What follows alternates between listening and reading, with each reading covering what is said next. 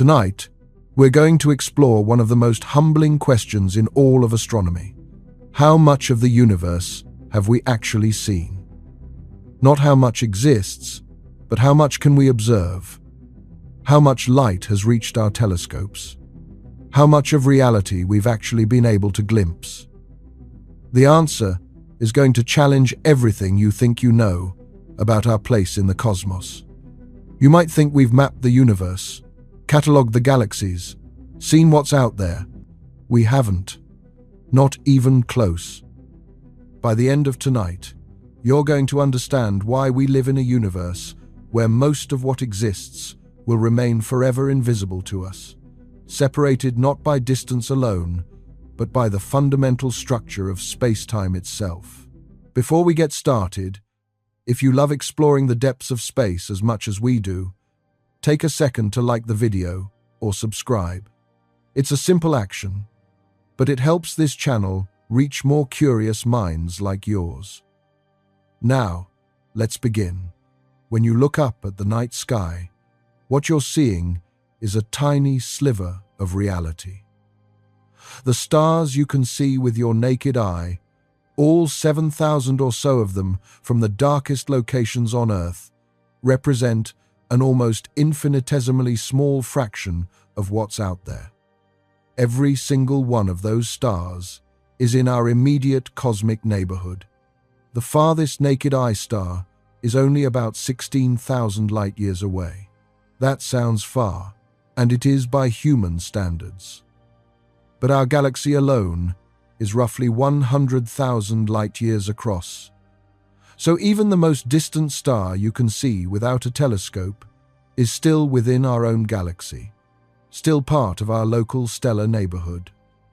The entire night sky you've ever experienced, every constellation, every planet, every meteor, every visible star, all of it exists within a bubble roughly 30,000 light-years across. That's about 30% of the Milky Way's diameter. And the Milky Way is just one galaxy. There are hundreds of billions of galaxies in the observable universe, each one containing hundreds of billions of stars, most of which we'll never see individually, we'll never catalogue, we'll never know anything about. But let's start with what we can see. Let's build up from our immediate surroundings to the edge of the observable universe, tracking what becomes visible as we gain better tools and understanding. With your naked eyes on a perfectly clear, dark night, far from any city lights, you can see approximately 7,000 stars, maybe 8,000 if you have exceptional vision and patience. This number has been known since ancient times. Ptolemy catalogued 1,022 stars in the 2nd century. Hipparchus before him catalogued slightly fewer. The exact count varies depending on atmospheric conditions, light pollution, and individual eyesight. But it's always in the thousands, never the tens of thousands. You can also see the Andromeda Galaxy. It appears as a faint, fuzzy patch in the constellation Andromeda. To the naked eye, it doesn't look like much, just a dim smudge. Ancient astronomers catalogued it as a nebula, a cloud of gas within our own galaxy. They had no idea it was an entirely separate galaxy, 2.5 million light-years away, containing 1 trillion stars. On certain nights, you might see the large and small Magellanic Clouds if you're in the southern hemisphere. These are dwarf galaxies orbiting the Milky Way, about 160,000 and 200,000 light-years away, respectively. They appear as hazy patches of light, like pieces broken off from the Milky Way itself. And of course, you can see planets. Mercury, Venus, Mars, Jupiter, and Saturn are all visible to the naked eye and have been known since ancient times. They appear as bright points of light that move against the background stars over nights and weeks. Ancient astronomers tracked them carefully, noting their complex paths across the sky. That's it. That's everything visible to the naked eye. 7,000 nearby stars, a handful of planets, one distant galaxy, and a couple of satellite dwarf galaxies. That's the sum total of the universe humans experienced for all of recorded history until the invention of the telescope. The invention of the telescope around 1608 changed everything. Galileo Galilei turned his telescope toward the sky in 1609 and immediately began seeing things no human had ever seen before. He saw that the moon had mountains and craters, that Jupiter had 4 moons orbiting it, that Venus showed phases like our moon, that Saturn had strange appendages on either side that later observers would recognize as rings. But perhaps most importantly, he saw stars, thousands of stars invisible to the naked eye. When he pointed his telescope at the Milky Way, that faint band of light crossing the sky, it resolved into countless individual stars. What had appeared as a glowing cloud was actually the combined light of millions of distant suns too faint to see individually without optical aid. As telescopes improved over the following centuries, astronomers saw more and more. They catalogued nebulae, fuzzy patches of light scattered across the sky.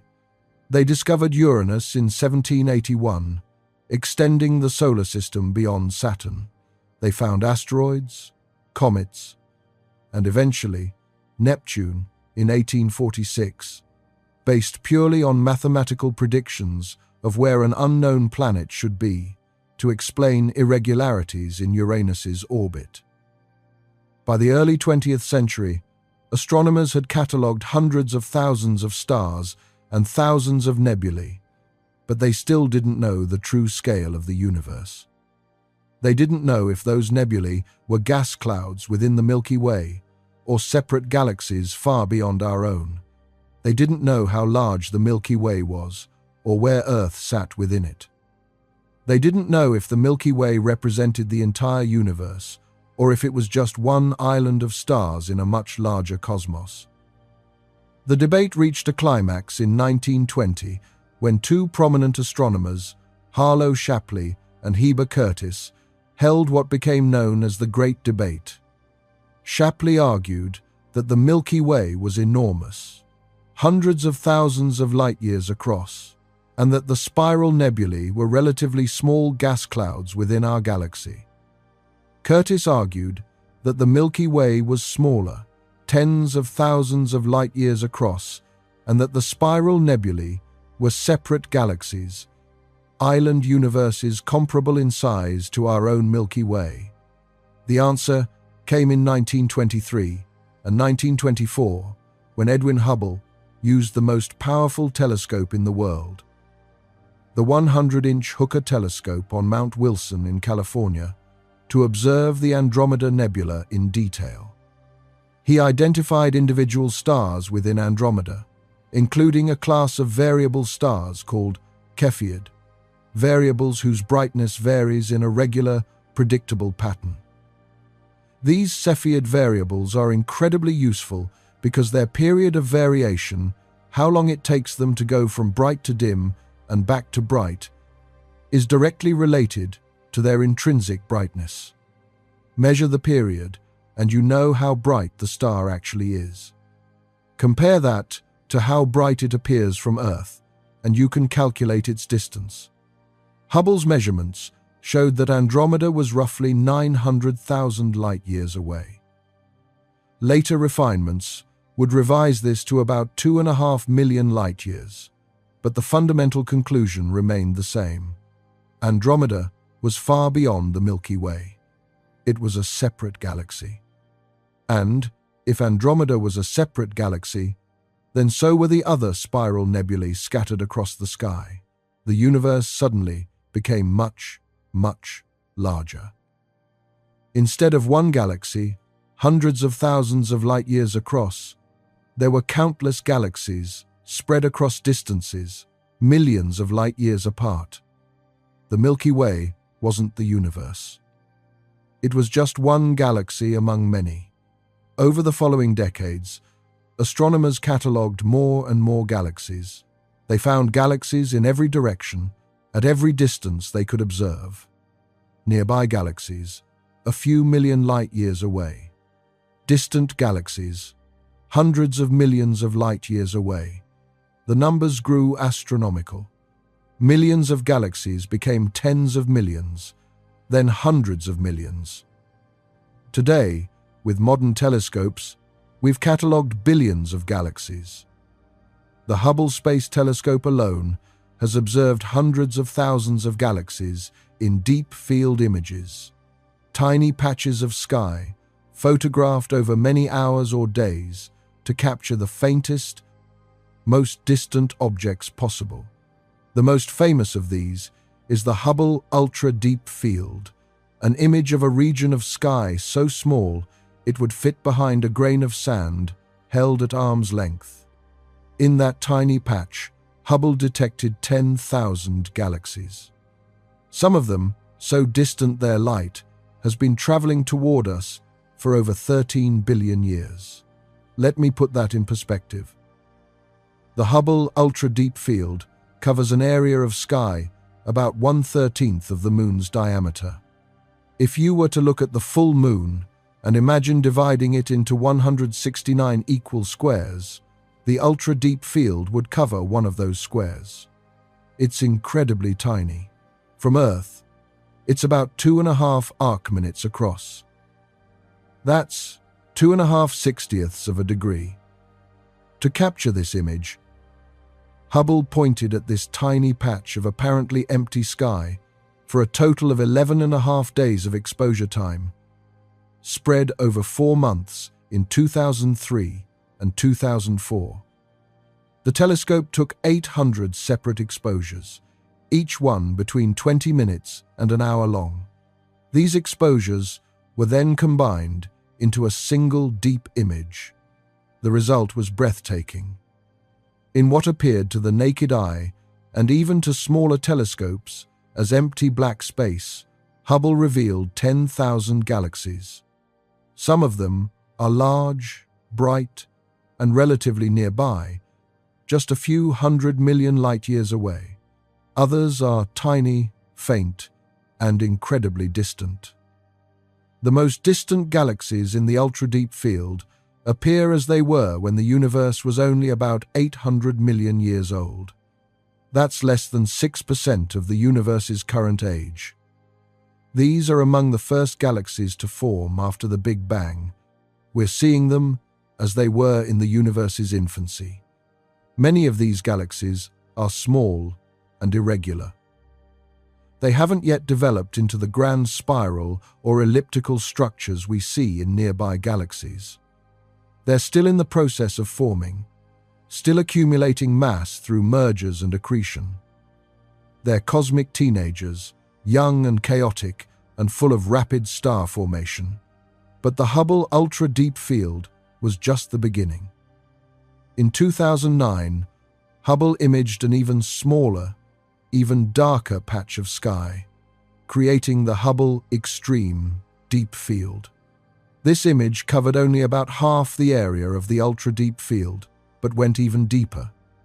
Hubble observed this region for a total of 23 days of exposure time.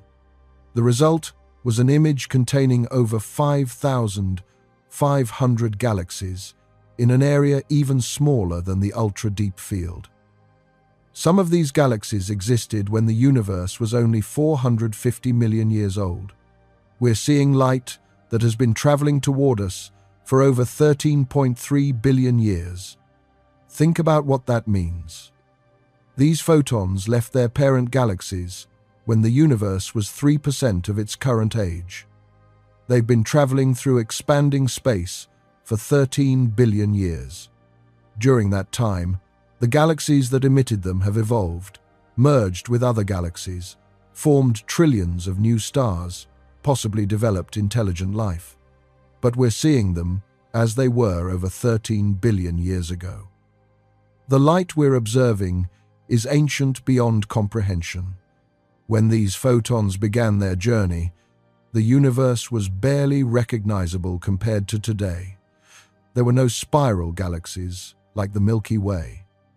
Most galaxies were small, irregular, and actively forming stars at tremendous rates.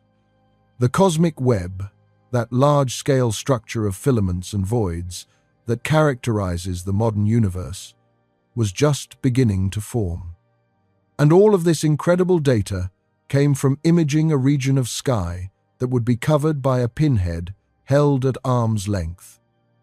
If we extrapolate from the Hubble deep fields to the entire sky, we get those estimates of 200 billion to 2 trillion galaxies in the observable universe. But there's significant uncertainty in these numbers. The faintest galaxies detected in the E-extreme deep field are right at the limit of what Hubble can see. They're so faint that they're barely distinguishable from background noise. Astronomers have to use sophisticated statistical techniques to determine which faint blobs are real galaxies and which are just random fluctuations in the background. And there's good reason to think even fainter galaxies exist below Hubble's detection limit. The distribution of galaxy brightnesses seems to continue to fainter levels. For every bright galaxy we see, there are 10 or 100 fainter ones. This trend seems to continue as far down as we can observe. The James Webb Space Telescope is now finding some of these fainter galaxies.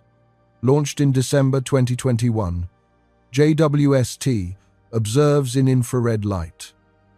This is crucial for seeing the most distant galaxies because their light has been redshifted by cosmic expansion from visible light into the infrared.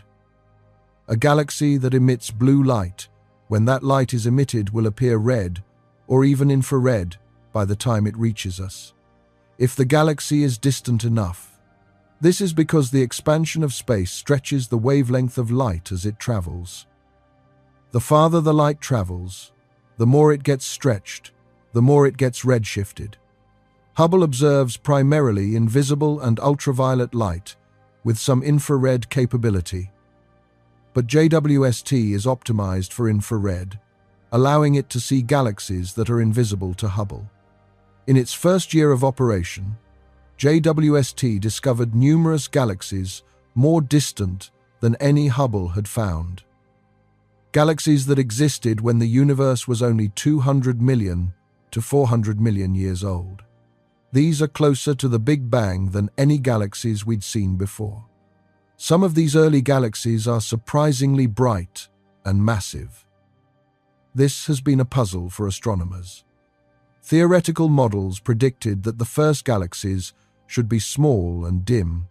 They should be building up mass gradually through mergers and accretion. But some of the galaxies JWST is finding are quite massive for their age. This suggests that galaxy formation in the early universe was more efficient than we thought. Stars formed faster, galaxies assembled their mass more quickly, and structure developed earlier than predicted. It's forcing astronomers to revise their models of early cosmic history. This is exciting. It's exactly what you want from a new telescope. Not just confirmation of what we already think we know, but surprises that challenge our understanding and force us to think harder about how the universe works. But even JWST has limits. There are galaxies too faint and too distant for even JWST to detect. There are regions of the observable universe we simply cannot see with current or any foreseeable technology. Consider the cosmic dark ages. This is the period after the cosmic microwave background was emitted, about 380,000 years after the Big Bang. But before the first stars formed, roughly 150 million to 200 million years later. During this period, the universe was dark. There were no stars, no galaxies, no light sources at all except the fading glow of the cosmic microwave background.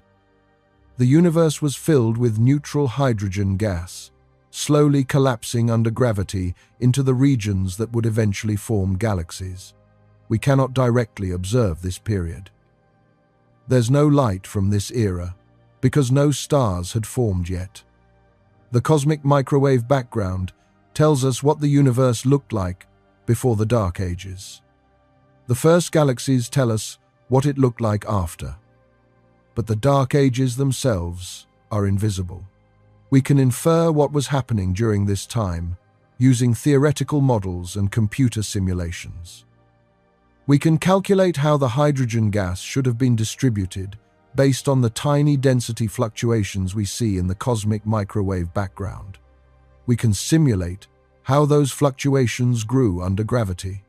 We can predict when and where the first stars should have formed. But we can't observe it directly. This is a fundamental limitation. The Dark Ages were dark because there was no light. And if there's no light, we can't observe them with telescopes. There are proposals to detect the Dark Ages indirectly by observing the 21-centimeter line of neutral hydrogen. This is a radio emission from hydrogen atoms that occurs when the electron in the atom flips its spin. During the Dark Ages, the universe was full of neutral hydrogen, and this hydrogen should have emitted 21-centimeter radiation. If we could detect that radiation, we could map the distribution of hydrogen during the Dark Ages and watch the universe's structure evolve during this hidden period. But this is incredibly difficult. The signal from the Dark Ages has been redshifted by cosmic expansion from 21 centimeters to several meters wavelength. It's also very faint, buried under much stronger foreground signals from our own galaxy and from radio interference on Earth. Astronomers are trying. Radio telescopes specifically designed to detect 21-centimeter radiation from the Dark Ages are being built. The most ambitious is the Square Kilometre Array, an international project to build the world's largest radio telescope, with a total collecting area of 1 square kilometre spread across thousands of individual antennas in Australia and South Africa. But success is not guaranteed. The technical challenges are immense. And even if we succeed in detecting the signal, we'll only be mapping the distribution of hydrogen gas. We won't be seeing individual objects or structures in the way we see galaxies in visible light images. So there are periods of cosmic history and regions of space that are fundamentally difficult or impossible to observe directly. We can infer what happened. We can build models and simulations. But we can't see them the way we see galaxies in Hubble images. If you take the number of galaxies detected in the ultra-deep field and scale it up to cover the entire sky, you get an estimate of roughly 200 billion galaxies in the observable universe. That's 200 billion separate collections of stars, each one containing anywhere from tens of millions to trillions of stars. More recent estimates from data collected by the Hubble Space Telescope and other observatories suggest the number might be even higher. Some astronomers think there could be as many as 2 trillion galaxies in the observable universe. The uncertainty comes from the faintest, most distant galaxies, which are extremely difficult to detect and count accurately. But here's the key thing to understand. All of these galaxies, all 200 billion or 2 trillion of them, exist within what we call the observable universe. This is not the same as the entire universe. The observable universe is the region of space from which light has had time to reach us since the Big Bang. It's a sphere centered on Earth, with a radius of roughly 46 billion light-years. Wait, you might be thinking, how can the observable universe have a radius of 46 billion light-years if the universe is only about 13.8 billion years old? Shouldn't light have only had time to travel 13.8 billion light-years? This is where things get counterintuitive. The universe has been expanding since the Big Bang. Light that was emitted from a distant galaxy 13 billion years ago has indeed been traveling for 13 billion years. But during that time, space itself has been expanding. The galaxy that emitted that light has moved farther away due to the expansion of space. Today, that galaxy is roughly 46 billion light-years away, even though its light has only been traveling for 13 billion years. This expansion also means that the most distant objects we can see are not the oldest objects in the universe. The cosmic microwave background, the afterglow of the Big Bang, is the oldest light we can detect. It was emitted about 380,000 years after the Big Bang, when the universe cooled enough for atoms to form and light could travel freely through space. That light has been traveling toward us for about 13.8 billion years. But the regions of space that emitted that light are now about 46 billion light-years away due to expansion.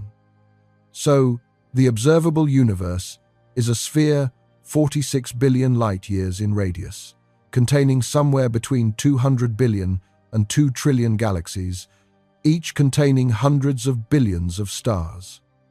That's what we can see. That's what light has had time to reach us from. But what about beyond the observable universe? What exists out there in regions so distant that light hasn't had time to reach us yet? The honest answer is we don't know for certain. But we have good reasons to think the universe extends far beyond what we can observe. In fact, based on our best cosmological models, the universe might be infinite. Here's why. When we measure the geometry of space using observations of the cosmic microwave background and the distribution of galaxies, we find that space is remarkably flat. What does flat mean in this context? In geometry, there are 3 possible shapes for 3-dimensional space. It can be positively curved, like the surface of a sphere, where parallel lines eventually converge. It can be negatively curved, like a saddle shape, where parallel lines diverge.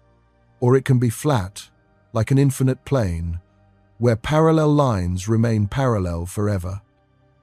Our measurements show that space is flat to within about 1% uncertainty. This flatness has profound implications.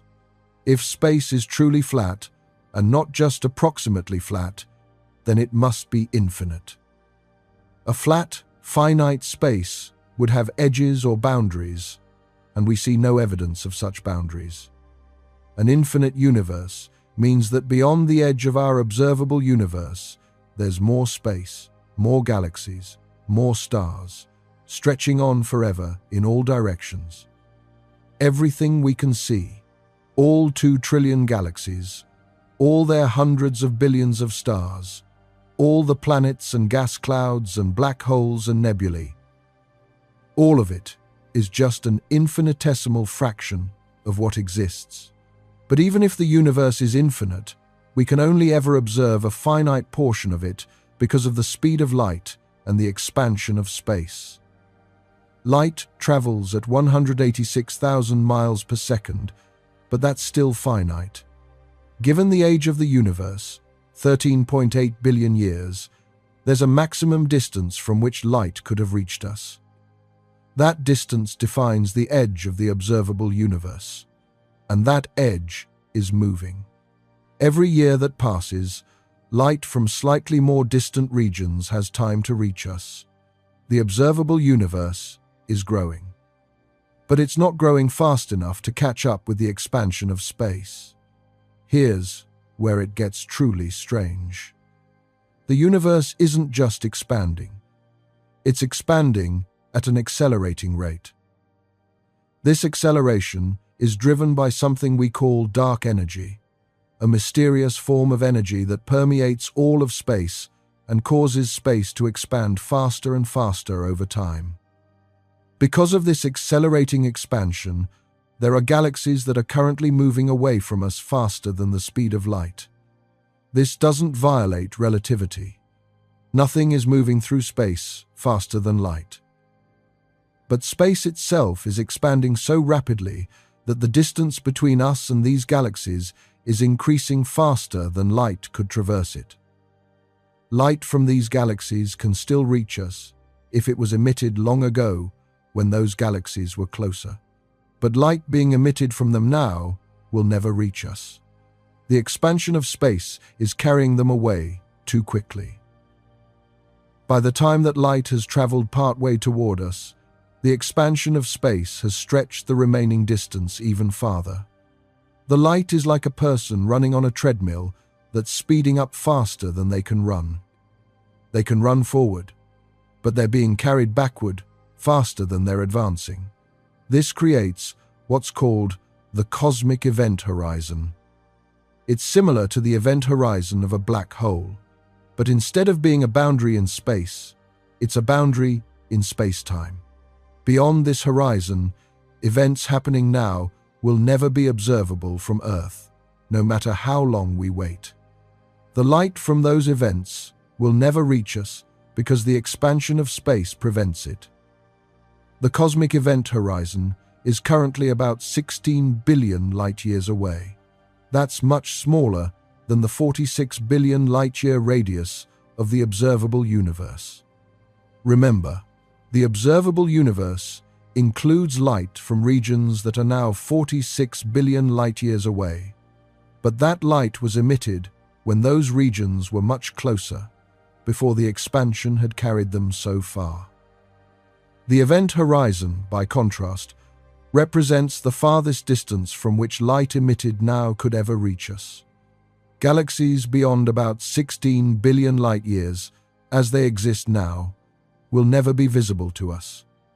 We can see them as they were in the past, when they were closer, but we can't see them as they are now, and we never will. As time goes on, and the universe continues to expand and accelerate, this event horizon will actually shrink. Galaxies that are currently just within our cosmic event horizon will cross it and disappear from our view.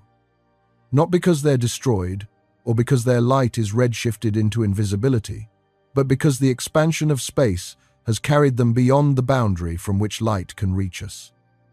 In the very far future, hundreds of billions of years from now, only the galaxies in our immediate local group will remain visible. Everything else will have been carried beyond our cosmic event horizon by the expansion of space. An observer in that distant future will look out at the universe and see only the local group, a small cluster of a few dozen galaxies surrounded by empty space.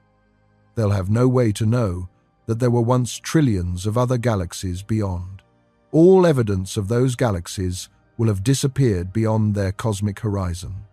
Let me paint you a picture of what this distant future looks like in more detail. Imagine you're an astronomer 1 trillion years from now.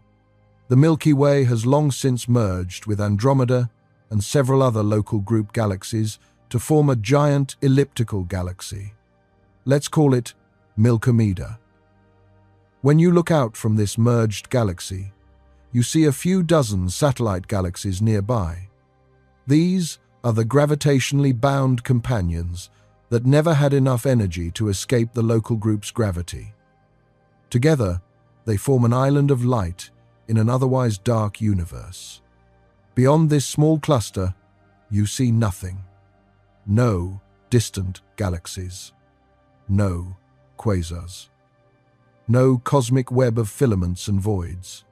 Just darkness. You can't see the cosmic microwave background anymore. After 1 trillion years of expansion and cooling, it's been redshifted so far into the radio spectrum that it's indistinguishable from background noise. You have no evidence that the universe began in a hot, dense state. You have no evidence of the Big Bang. If you measure the Hubble constant by observing how the local group satellite galaxies move, you'll find that they're not moving away. They're orbiting Milkomeda or moving randomly. You'll conclude that the universe is static, not expanding. You'll have no way to discover dark energy. No way to know that the vast majority of the universe's energy density comes from something causing space to accelerate apart. All that evidence has disappeared beyond your cosmic horizon. You might measure the masses of galaxies and find they have more mass than can be accounted for by visible stars and gas. So you might discover dark matter. But you'll have a much smaller sample of galaxies to study, making it harder to understand dark matter's properties. And you'll have no way to know that the universe is much older than your galaxy. If you measure the ages of the oldest stars in Milky, you might find stars 10 billion years old, left over from the pre-merger Milky Way and Andromeda. But the universe itself is 1 trillion years old by this point. You'll likely conclude that the universe is only 10 billion years old, missing the vast majority of cosmic history. Essentially, most of what we know about cosmology today would be undiscoverable. The expansion of the universe, the Big Bang, dark energy, the cosmic microwave background, the existence of trillions of other galaxies, all of it would be hidden. This thought experiment illustrates something profound. The knowledge we can gain about the universe depends on when we exist in cosmic history. We're fortunate to live at a time when the universe is old enough that we can observe its large-scale structure, but young enough that the evidence hasn't yet been carried beyond our horizon by expansion. In the universe's very early history, for the first few 100 million years, there were no planets, no life, no observers. The universe was too hot and dense for complex chemistry. In the very far future, after hundreds of billions or trillions of years, there might be observers, but they'll have access to much less information about the universe. Most of the evidence we can see today will be gone. We live in what might be called the golden age of cosmology, a brief window in cosmic history, maybe 10 billion years long, when observers can study the universe's large-scale structure and history. Before this window, no observers existed. After it closes, observers might exist, but won't be able to learn what we know. This makes our current knowledge precious. We're the ones who can see the full picture, or at least more of it than future civilizations will. We have a responsibility to record what we've learned, to preserve this knowledge for any future observers who might not have access to the same evidence. And it also makes you wonder about what we might be missing. Are there aspects of the universe that were observable in the past but are no longer accessible? Evidence that existed when the universe was younger but has since been erased by cosmic evolution? Probably yes. The very earliest moments after the Big Bang, the first fraction of a second, produced conditions and physics that no longer exist anywhere in the observable universe. The energy densities and temperatures were so high that matter behaved in ways we can never directly observe. We can theorize about what happened. We can build models based on particle physics and quantum field theory. We can run experiments in particle colliders that recreate some of the conditions, though not the extreme conditions, of the very earliest moments. But we can't directly observe the first instant of the Big Bang. That information is lost. The universe has evolved too far from that initial state. Similarly, there might be evidence of events that happened in the universe's first few 100 million years that's no longer accessible. The first stars that formed and then exploded as supernovae. The first black holes that formed and then merged. The first galaxies that assembled and then got disrupted by mergers. Some of this history might be preserved in the oldest stars, in the chemical abundances they contain, in the structure of dark matter halos, but much of it is lost. We can infer what happened based on our understanding of physics and our observations of later epochs, but we can't see it directly. So, Even within our observable universe, even within the cosmic horizon that bounds our view, there are things we can't observe because they happened too long ago, and the evidence has been erased by subsequent evolution. This is another form of cosmic invisibility. Not things that are too far away to see, but things that are too far in the past to observe directly. The universe has a finite age. Information from before the Big Bang, if such a concept even makes sense, is inaccessible.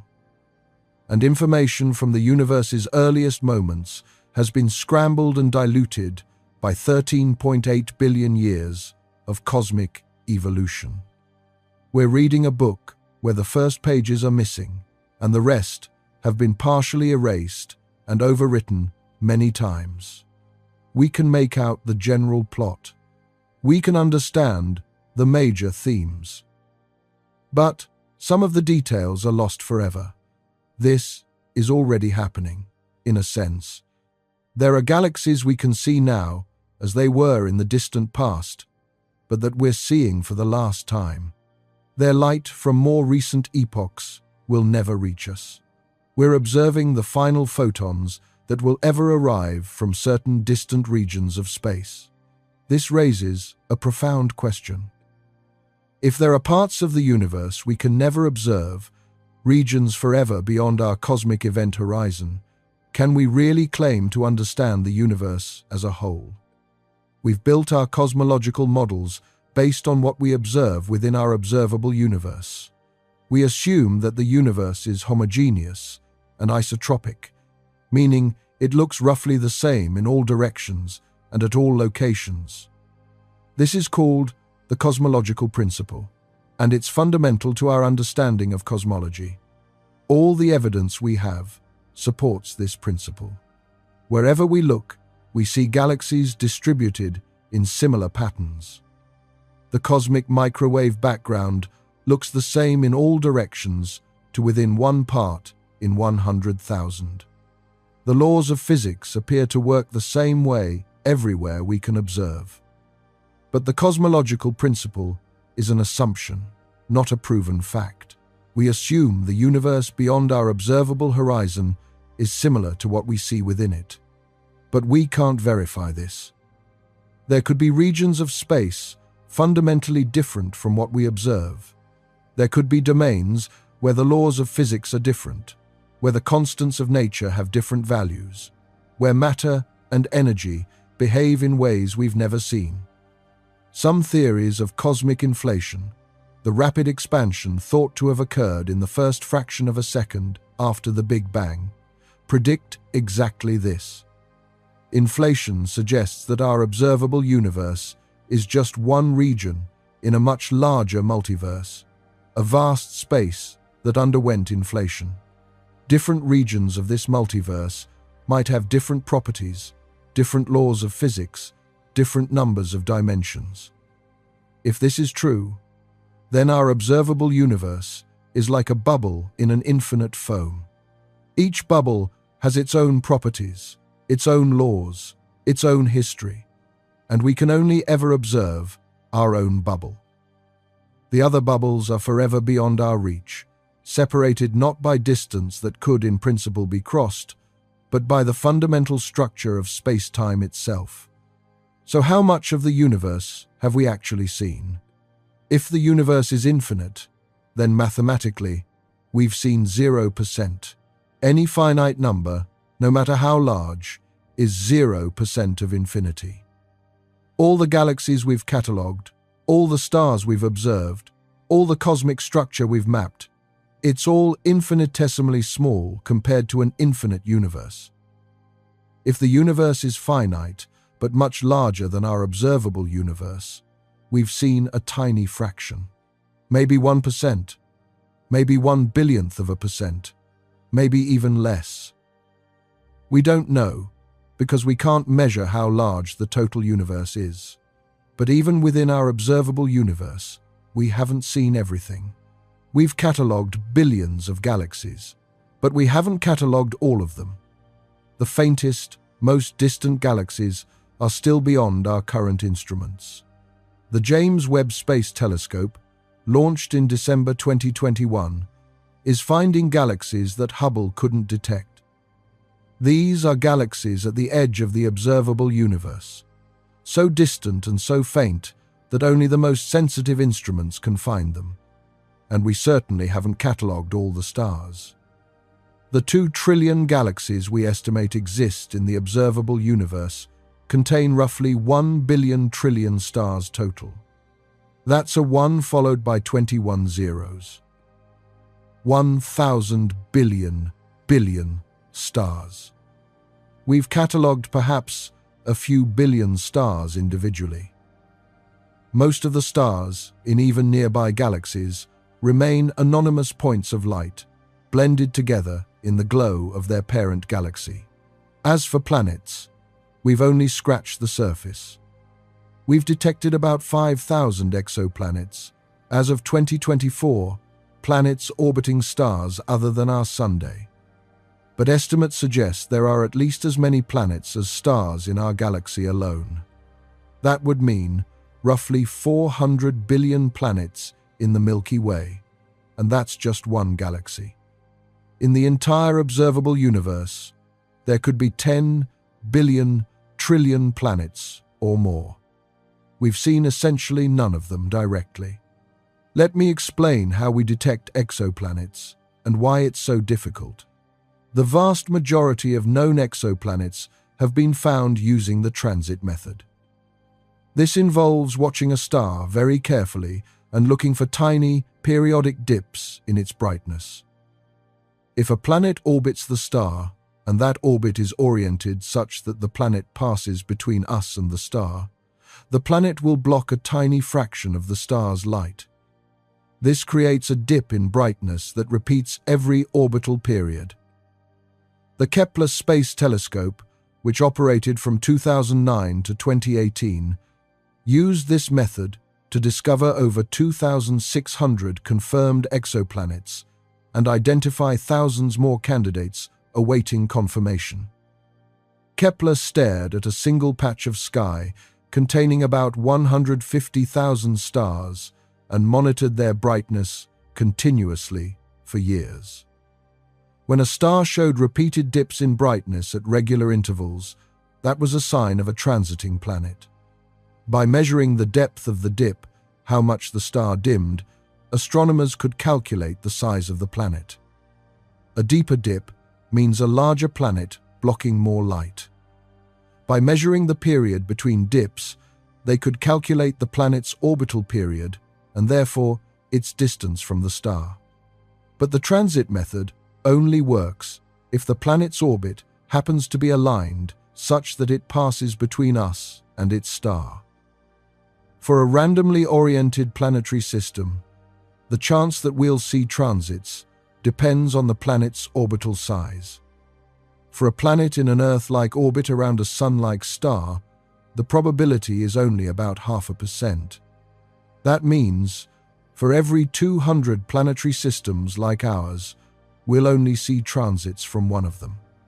For larger orbits, the probability is even smaller because the planet has to be precisely aligned across a larger distance. For smaller orbits, the probability is higher, but then you're mostly seeing hot Jupiters and other close-in planets. This means that the planets we detect via transits are not representative of all planets.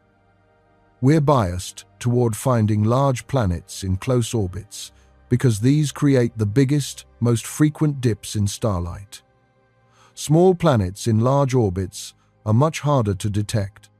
Earth, orbiting the Sun at 1 astronomical unit, causes the Sun's brightness to dim by roughly 84 parts per million once per year when viewed from the right angle. That's a change of 0.0084%. And this dip lasts only about 13 hours each time. Detecting this from light years away requires incredibly precise measurements and long-term monitoring. You need to measure a star's brightness to an accuracy better than 100 parts per million. You need to monitor the star continuously for years to catch multiple transits and confirm they're periodic. and you need to rule out other causes of brightness variations like star spots, which are like sunspots but on other stars. Kepler could do this. It was specifically designed for this purpose. But it could only monitor a limited patch of sky. And even within that patch, it could only detect planets whose orbits happened to be aligned for transits. The Transiting Exoplanet Survey Satellite, or TESS, launched in 2018, is taking a different approach. Instead of staring at one patch of sky, TESS surveys the entire sky, spending about a month observing each region. This allows it to find bright nearby stars with transiting planets, even if it can't monitor any one star for as long as Kepler did.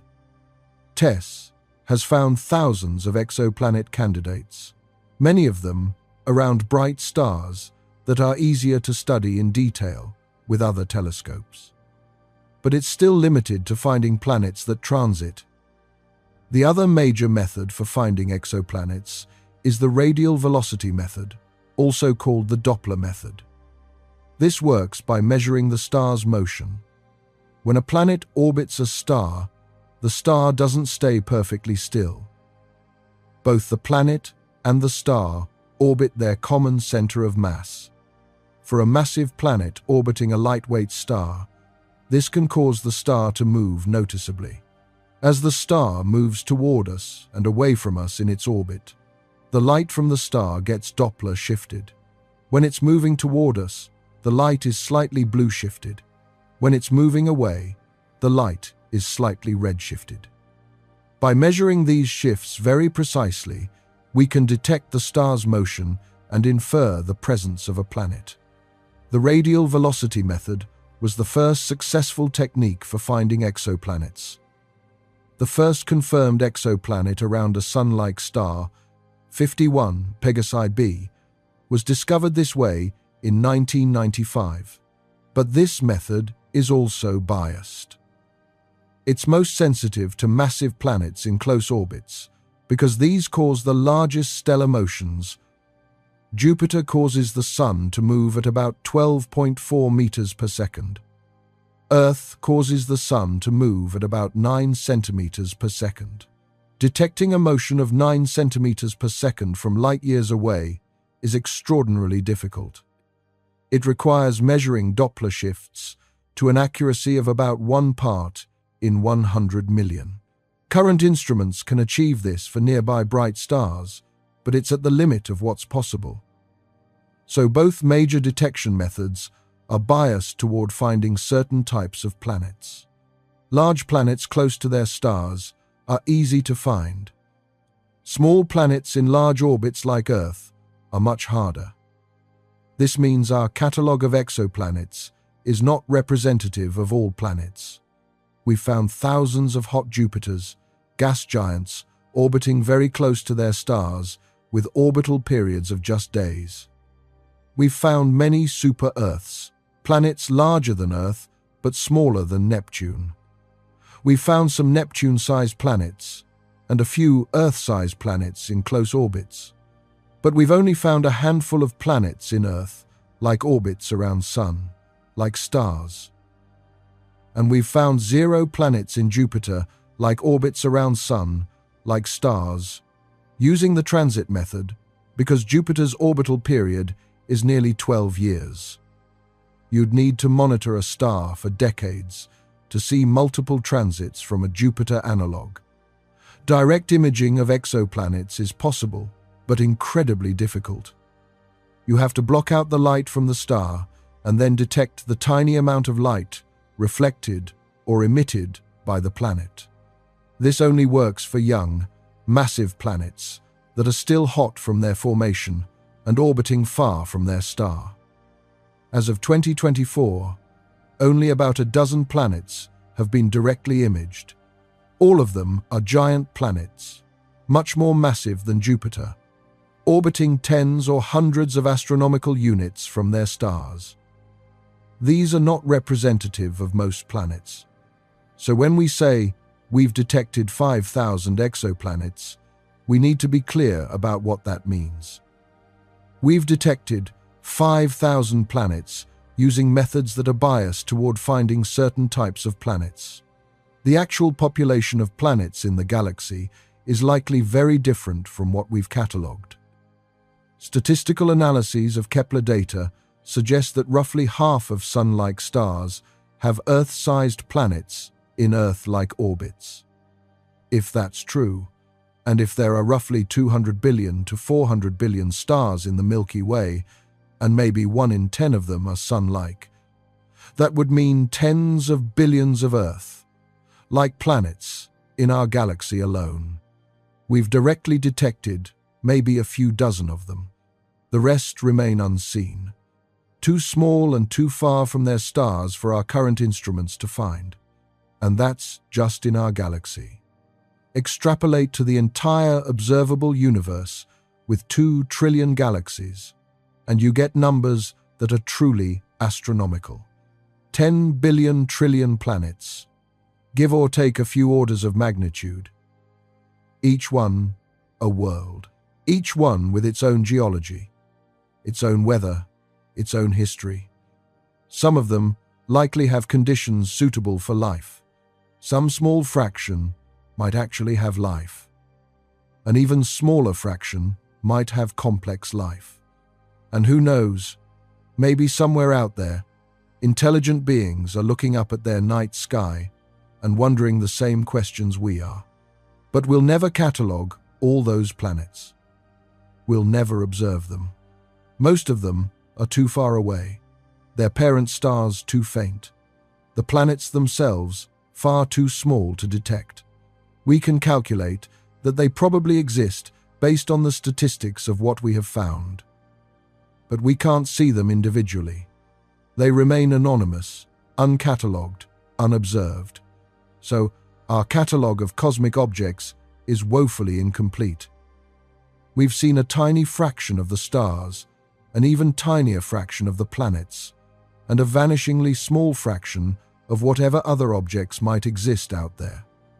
Brown dwarfs, rogue planets, asteroid fields, clouds of gas and dust.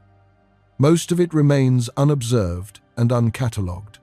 But there's another way to think about what we've seen. Instead of asking how many objects we've observed, we can ask how much light we've collected. Every photon that reaches Earth from a distant star or galaxy is information. It tells us something about the object that emitted it. The photon's wavelength tells us about the object's composition and temperature. Its energy tells us about conditions at its source. The direction it came from tells us where to look, and the number of photons tells us how bright the source is. Over the history of astronomy, we've collected countless photons. Every observation, every image, every spectrum represents photons that traveled across space and were captured by our instruments. But how many photons have we actually collected compared to how many have been emitted by all the stars and galaxies in the universe? Stars are incredibly luminous. Our Sun, an average star, emits about 10 to the power of 45 photons every second. That's a 1, followed by 45 zeros, every second. It's been doing this for about 4.5 billion years. That's roughly 1.5 times 10 to the power of 17 seconds. So the Sun has emitted roughly 10 to the power of 62 photons in its lifetime so far. Now, multiply that by the number of stars in the observable universe. 10 to the power of 21 stars, each emitting roughly 10 to the power of 62 photons over their lifetimes. That gives you 10 to the power of 83 photons total, very roughly. How many of those photons have humans collected? Every telescope that's ever been built, every observation that's ever been made, every photon that's hit a detector and been recorded. The largest telescopes on Earth have collecting areas of tens of square meters. They observe for thousands of hours per year. Over the history of astronomy, Let's say we've collected photons, using maybe 100 square meters of total collecting area, operating for maybe 100,000 hours total. The number of photons collected would be on the order of 10 to the power of 20. A very rough estimate, but in the right ballpark. So, we've collected about 10 to the power of 20 photons out of 10 to the power of 83 photons emitted. That's one part in 10 to the power of 63. 1/trillionth of a trillionth of a trillionth of a trillionth of a percent. Of all the light emitted by all the stars in the observable universe, we've captured an almost incomprehensibly tiny fraction. Most of the light emitted by most stars will never be observed by anyone. It will travel through space forever, spreading out, redshifting, fading, eventually becoming indistinguishable from the background glow of space itself. This is humbling. We think of astronomy as a comprehensive science, cataloging the cosmos, mapping the universe. But we've barely scratched the surface. We've seen a tiny fraction of what exists, collected an infinitesimal fraction of the light that's been emitted. And there are entire categories of objects we've never seen at all. Black holes, for instance. We've detected them indirectly through their gravitational effects and through the light emitted by matter falling into them. We've even imaged the shadow of a black hole by observing the event horizon's silhouette against the glowing gas around it. But we've never seen a black hole itself. By definition, we can't. It emits no light. Likewise, dark matter. We know it exists because we can see its gravitational effects. Galaxies rotate faster than they should, based on the visible matter alone.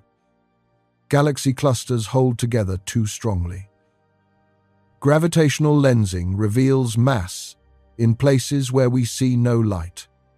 All of this points to the existence of dark matter, invisible matter that doesn't emit, absorb, or reflect light. Dark matter makes up about 85% of all matter in the universe. Yet, we've never seen it directly. We've only detected it through gravity. We don't know what it's made of, what particles comprise it, or how it behaves, except through its gravitational influence. So even within our observable universe, most of the matter is invisible to us. We can map its distribution using gravitational effects, but we can't observe it directly. And then there's dark energy. This mysterious component makes up about 68% of the total energy density of the universe. It's responsible for the accelerating expansion of space. But we have no idea what it is. We know it exists because we observe the acceleration. We've measured the expansion rate of the universe at different times by observing distant supernovae and other standard candles. We've found that the expansion is speeding up, not slowing down as you'd expect from gravity alone. Something is pushing space apart, counteracting gravity on cosmic scales. We call this something dark energy, but that's just a name. It's not a theory or an explanation. It's just a label for our ignorance. We don't know if it's a property of space itself, a new kind of field permeating the universe, or something else entirely. So 68% of the universe is dark energy. We don't understand. About 27% is dark matter we can't see. Only about 5% is ordinary matter, the stuff of stars and planets and gas clouds, the stuff we can actually observe with telescopes. And even that 5%, we've only catalogued a tiny fraction of it. This paints a picture of a universe that is mostly invisible to us. Not because it's too far away, though much of it is, but because it's fundamentally undetectable with current technology, or even with any foreseeable technology. Dark matter doesn't emit light. We can only detect it through gravity, Unless someone invents a dark matter telescope that can see dark matter particles directly, we'll never observe the bulk of the universe's matter. Dark energy has even less direct impact. We only know about it through its effect on the expansion rate. We might never be able to study it directly. So, when we ask how much of the universe we've seen, the answer depends on what you mean by seen. If you mean directly observed with telescopes, we've seen the light from about 2 trillion galaxies, a tiny fraction of the matter in the observable universe, and an infinitesimal fraction of the total universe, if it's infinite. If you include indirect detection through gravitational effects, we've mapped some of the dark matter distribution in galaxy clusters and around galaxies. But we still don't know what it is.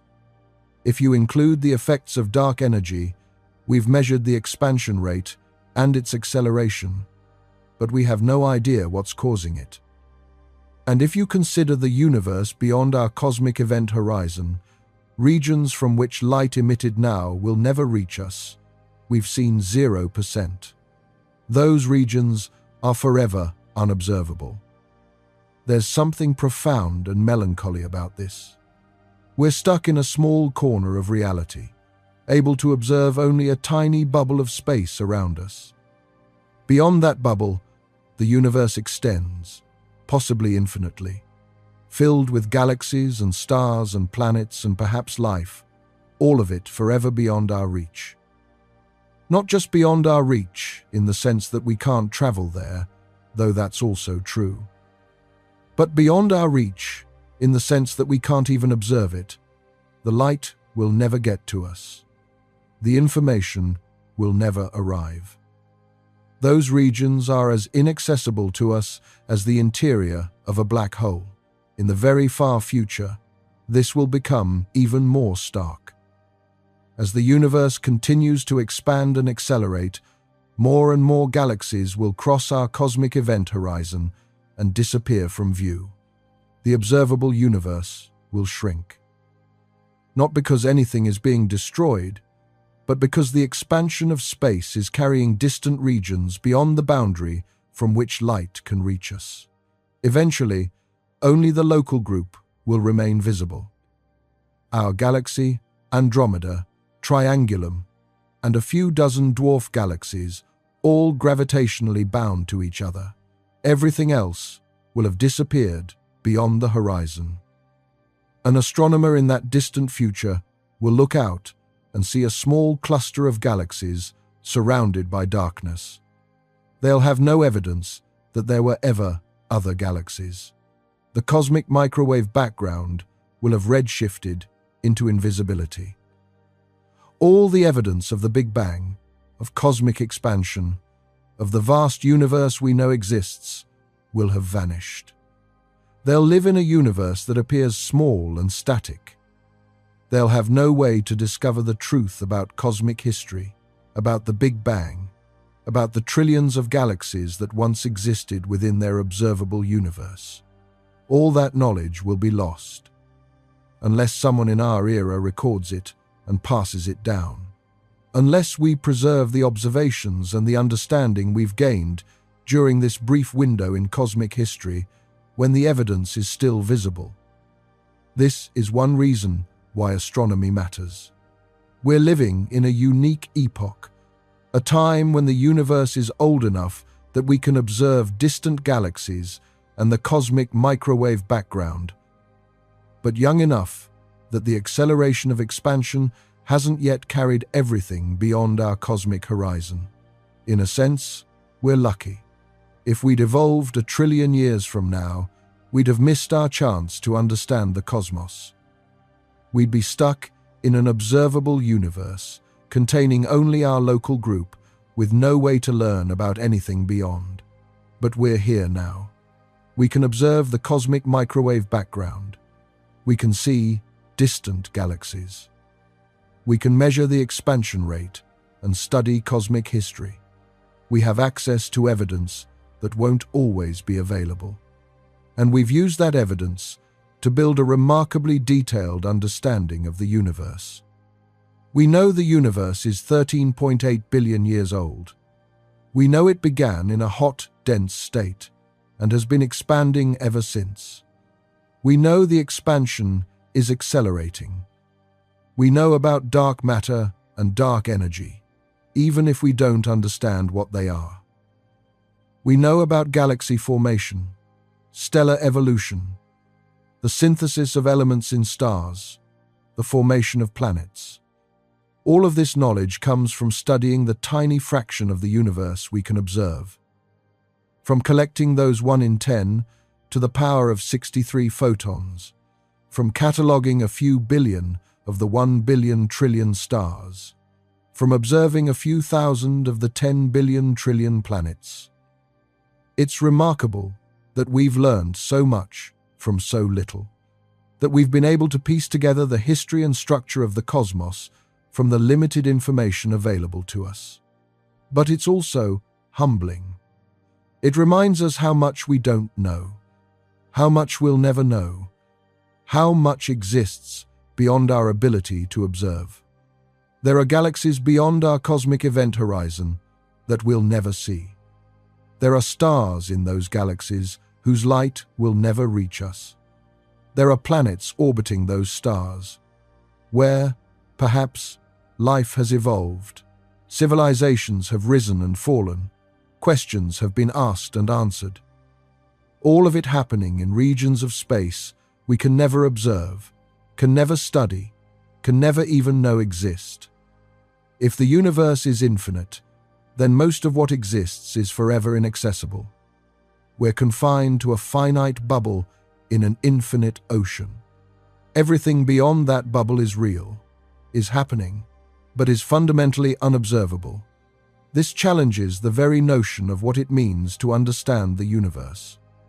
If most of the universe is unobservable, can we claim to have a complete theory of cosmology? Can we be confident that the laws of physics we've discovered apply everywhere, even in regions we can never observe? The answer is, we can't be certain. We assume the cosmological principle holds, that the universe is homogeneous and isotropic on large scales. But this is an assumption based on what we observe within our bubble. We have no way to verify it applies beyond. In practice, this doesn't matter much. The region we can observe is vast enough to test our theories and make predictions. And so far, our theories work remarkably well. General relativity describes gravity on cosmic scales. Quantum mechanics describes matter and energy on small scales. The standard model of particle physics describes the fundamental particles and forces. These theories make predictions that we can test within our observable universe, and they pass those tests with remarkable precision.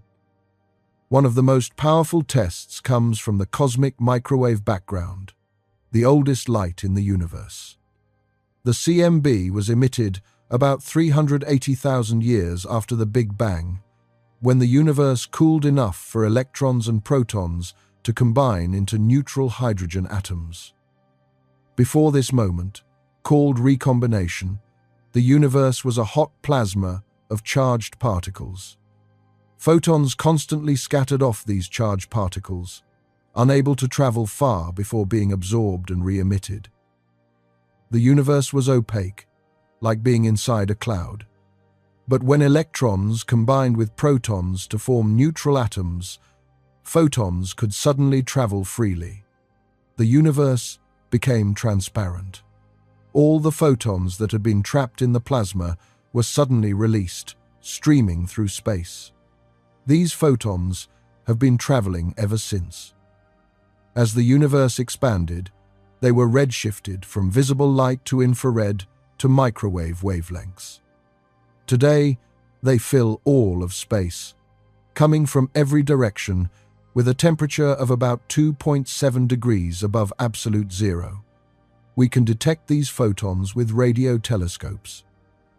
And when we map the sky in microwave wavelengths, we see the cosmic microwave background, a nearly uniform glow covering the entire sky. But it's not perfectly uniform. There are tiny variations in temperature, about 1 part in 100,000. Some regions are slightly hotter, some slightly cooler. These temperature variations correspond to density variations in the early universe. Regions that were slightly denser had slightly higher temperatures. Regions that were slightly less dense had slightly lower temperatures. And these density variations are the seeds that grew into galaxies and large-scale structure. The denser regions attracted more matter through gravity. Over hundreds of millions of years, they collapsed and fragmented into the first stars and galaxies. So, when we look at the pattern of temperature variations in the CMB, we're seeing a snapshot of the early universe. We're seeing the distribution of matter 380,000 years after the Big Bang, before any stars or galaxies had formed. And the pattern matches the predictions of our cosmological models almost perfectly. The size and distribution of the temperature variations tell us about the composition of the universe. How much ordinary matter, how much dark matter, how much dark energy. The overall temperature tells us about the expansion history. The polarization pattern tells us about conditions even earlier, potentially during cosmic inflation. Multiple satellites have mapped the CMB in increasing detail. COBE, in the early 1990s, first detected the temperature variations. WMAP in the 2000s mapped them in detail.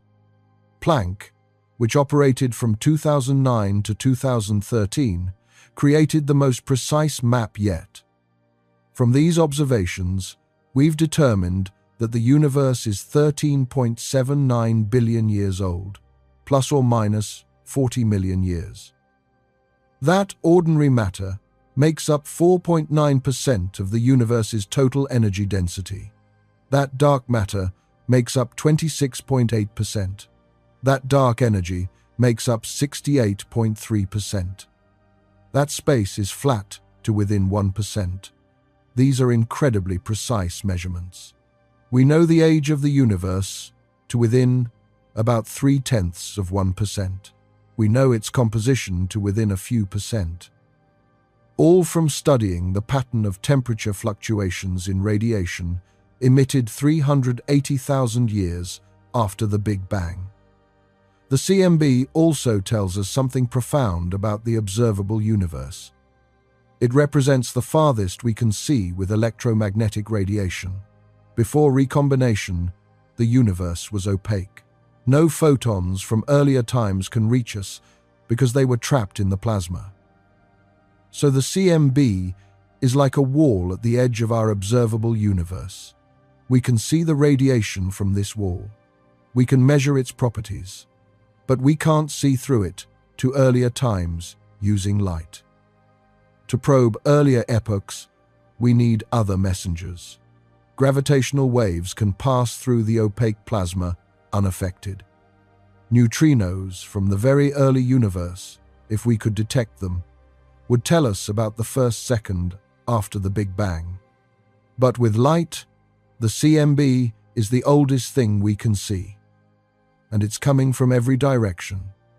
Wherever we look, we see CMB photons that were emitted from the surface of last scattering, the shell of space where recombination occurred. Today, that shell is about 46 billion light-years away in all directions. It's the boundary of our observable universe, but we need to be careful about what this means.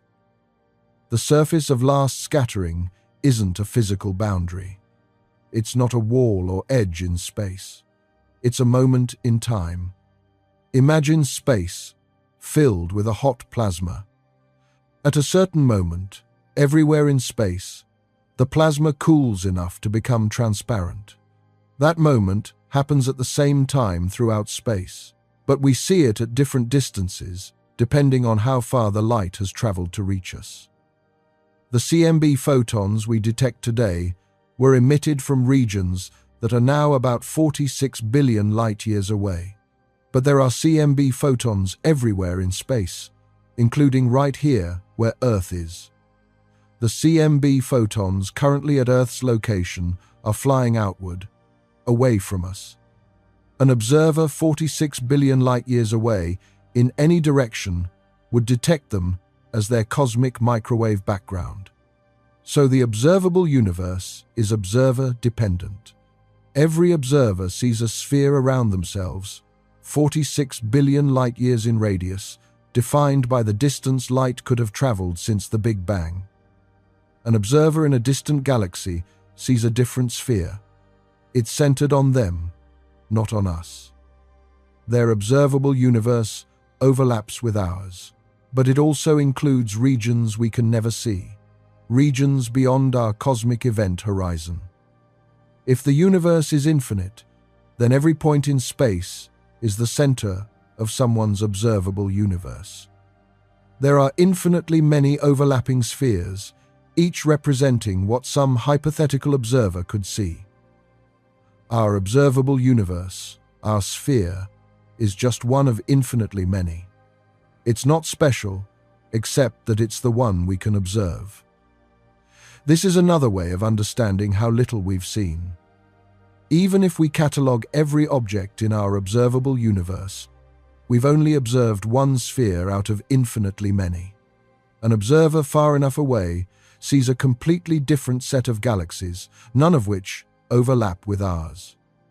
Their universe and ours are equally real, equally valid, but they're disjoint.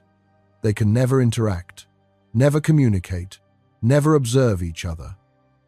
The speed of light and the expansion of space ensure they remain forever separate. This is a profound form of cosmic loneliness. We're surrounded by reality we can never access. Not just future events beyond our event horizon, but present events happening right now in regions too far away for their light to have reached us yet. There are galaxies out there, beyond our observable universe, that exist right now. They're real, they're physical, they're full of stars, and perhaps life. But we'll never see them. Their light will never reach us. We're separated by fundamental limits of space-time, and in a sense, they don't exist for us. Not in the philosophical sense of non-existence, but in the practical sense that they can never affect us, we can never observe them, and they're operationally indistinguishable from things that don't exist. If a galaxy exists, but is forever unobservable, does it matter for our understanding of reality? This is veering into philosophy, but it's a question worth considering. Science is based on observation and measurement. We build theories to explain what we observe. We test theories by making predictions and checking them against observations. But if most of reality is unobservable, how can we claim our theories describe reality as a whole? Maybe they only describe the tiny bubble we can observe. Maybe the unobservable regions operate under completely different rules. The counter-argument is that our theories are based on fundamental principles that should apply universally. The laws of physics, as far as we can tell, don't depend on location.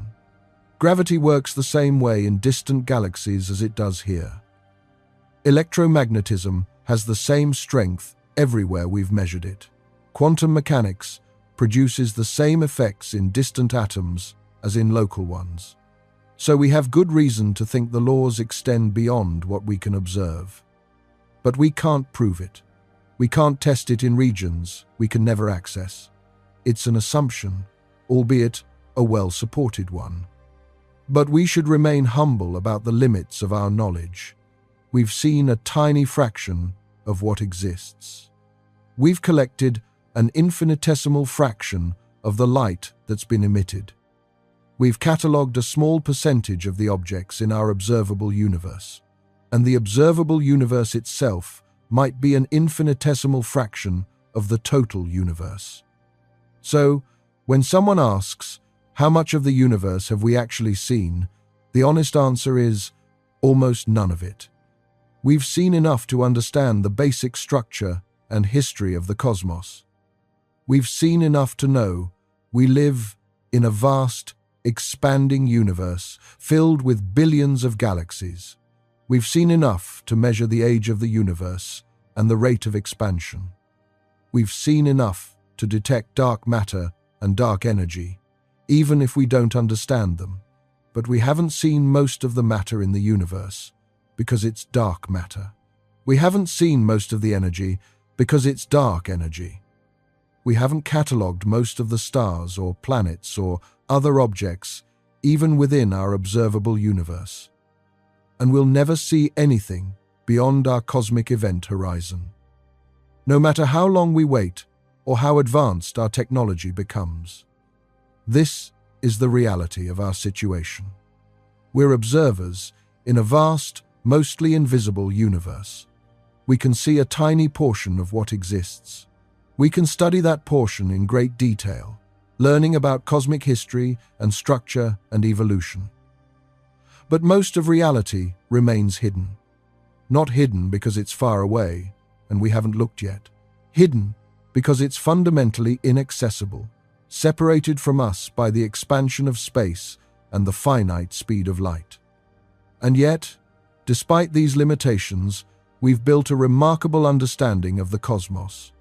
We've mapped the observable universe. We've traced cosmic history back to fractions of a second after the Big Bang. We've discovered the laws that govern stars and galaxies. We've found thousands of planets orbiting other stars. We've detected gravitational waves from colliding black holes.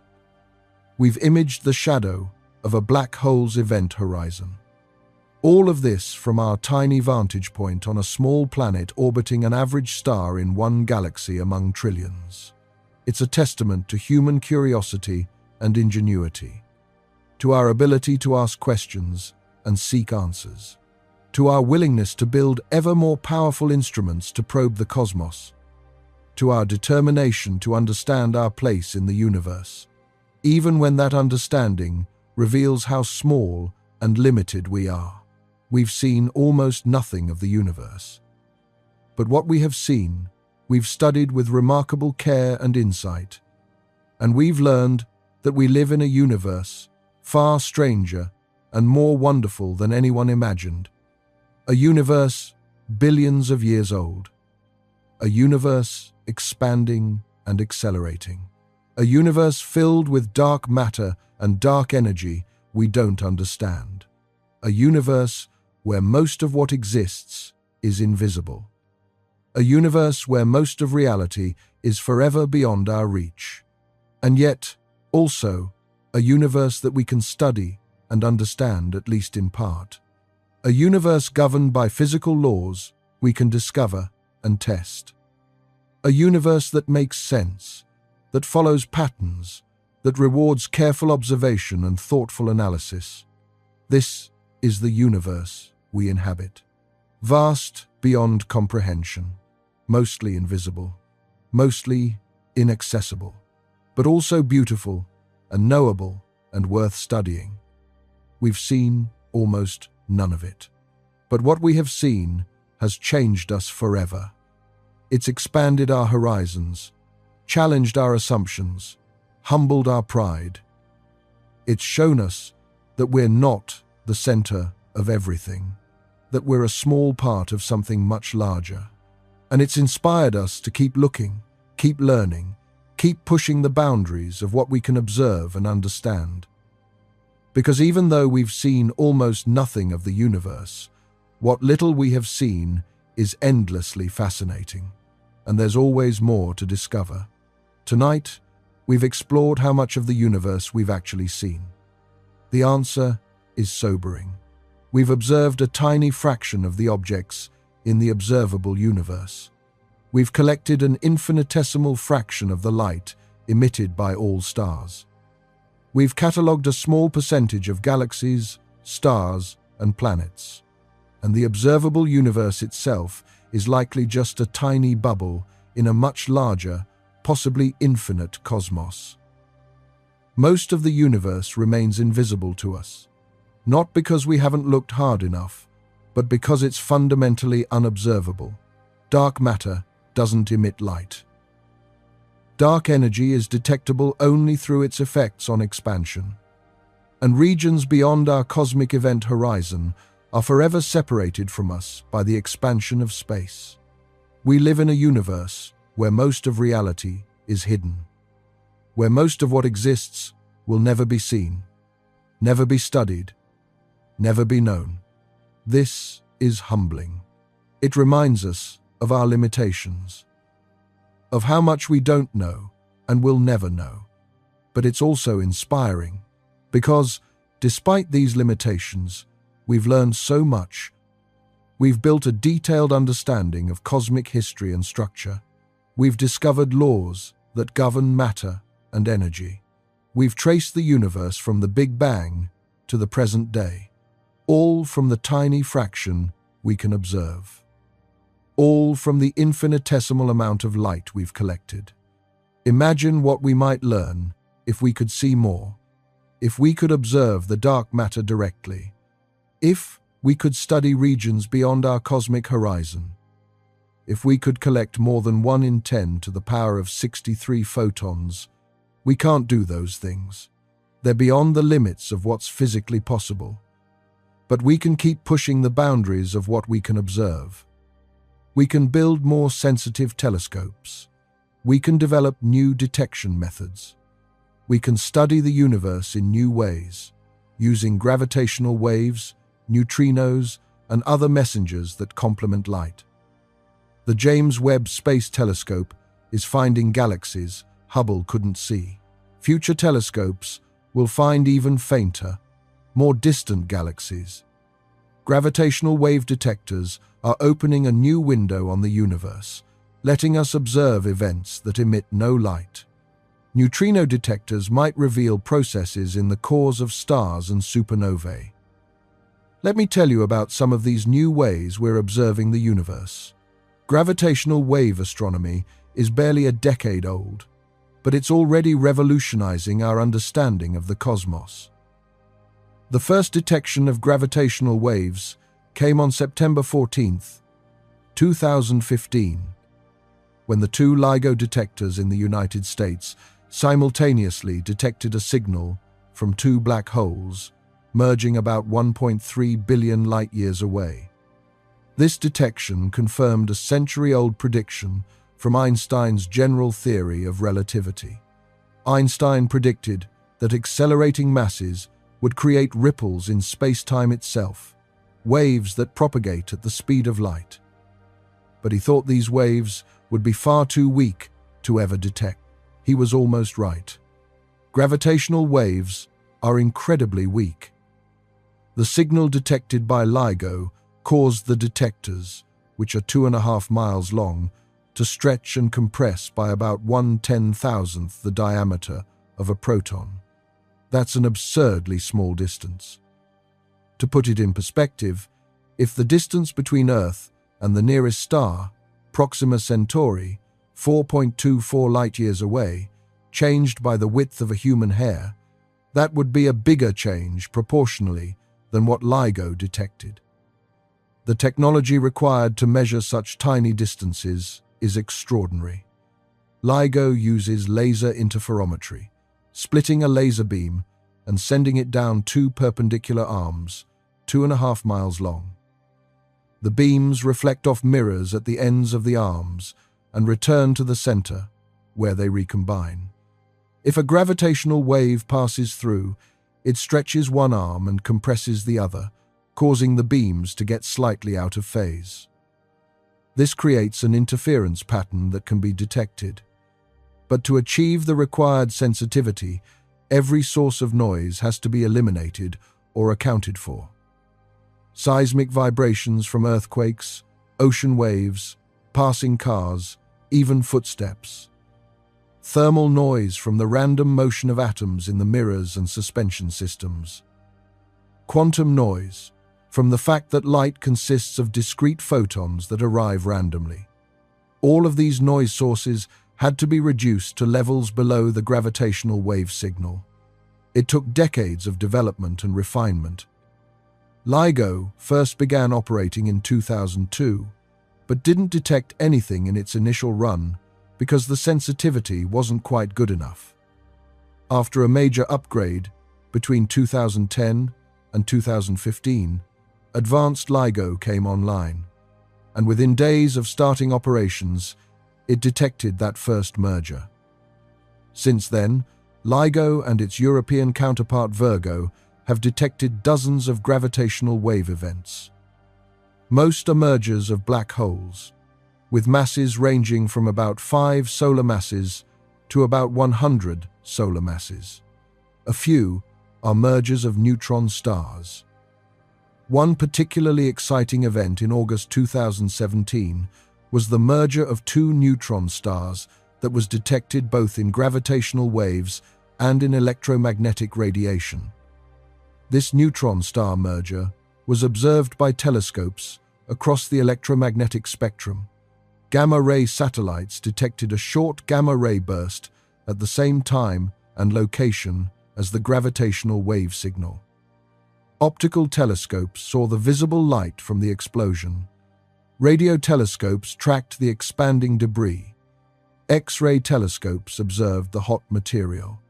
This multi-messenger observation taught us an enormous amount. It confirmed that short gamma-ray bursts, which last only seconds, are caused by neutron star mergers. It showed that these mergers produce heavy elements like gold and platinum through a process called rapid neutron capture, or the R process. It provided a new way to measure the expansion rate of the universe by combining the distance measured from gravitational waves with the redshift measured from the electromagnetic signal. And it demonstrated that we can observe the universe in fundamentally new ways by combining different types of messengers. Light tells us one story. Gravitational waves tell us another. Neutrinos might tell us a third. Together, they give us a much richer picture of cosmic events.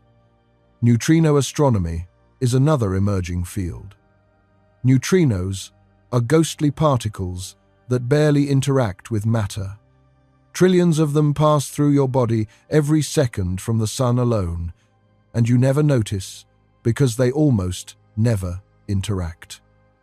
But occasionally, very rarely, a neutrino will interact with an atom, and if you build a detector large enough and sensitive enough, you can catch these rare interactions.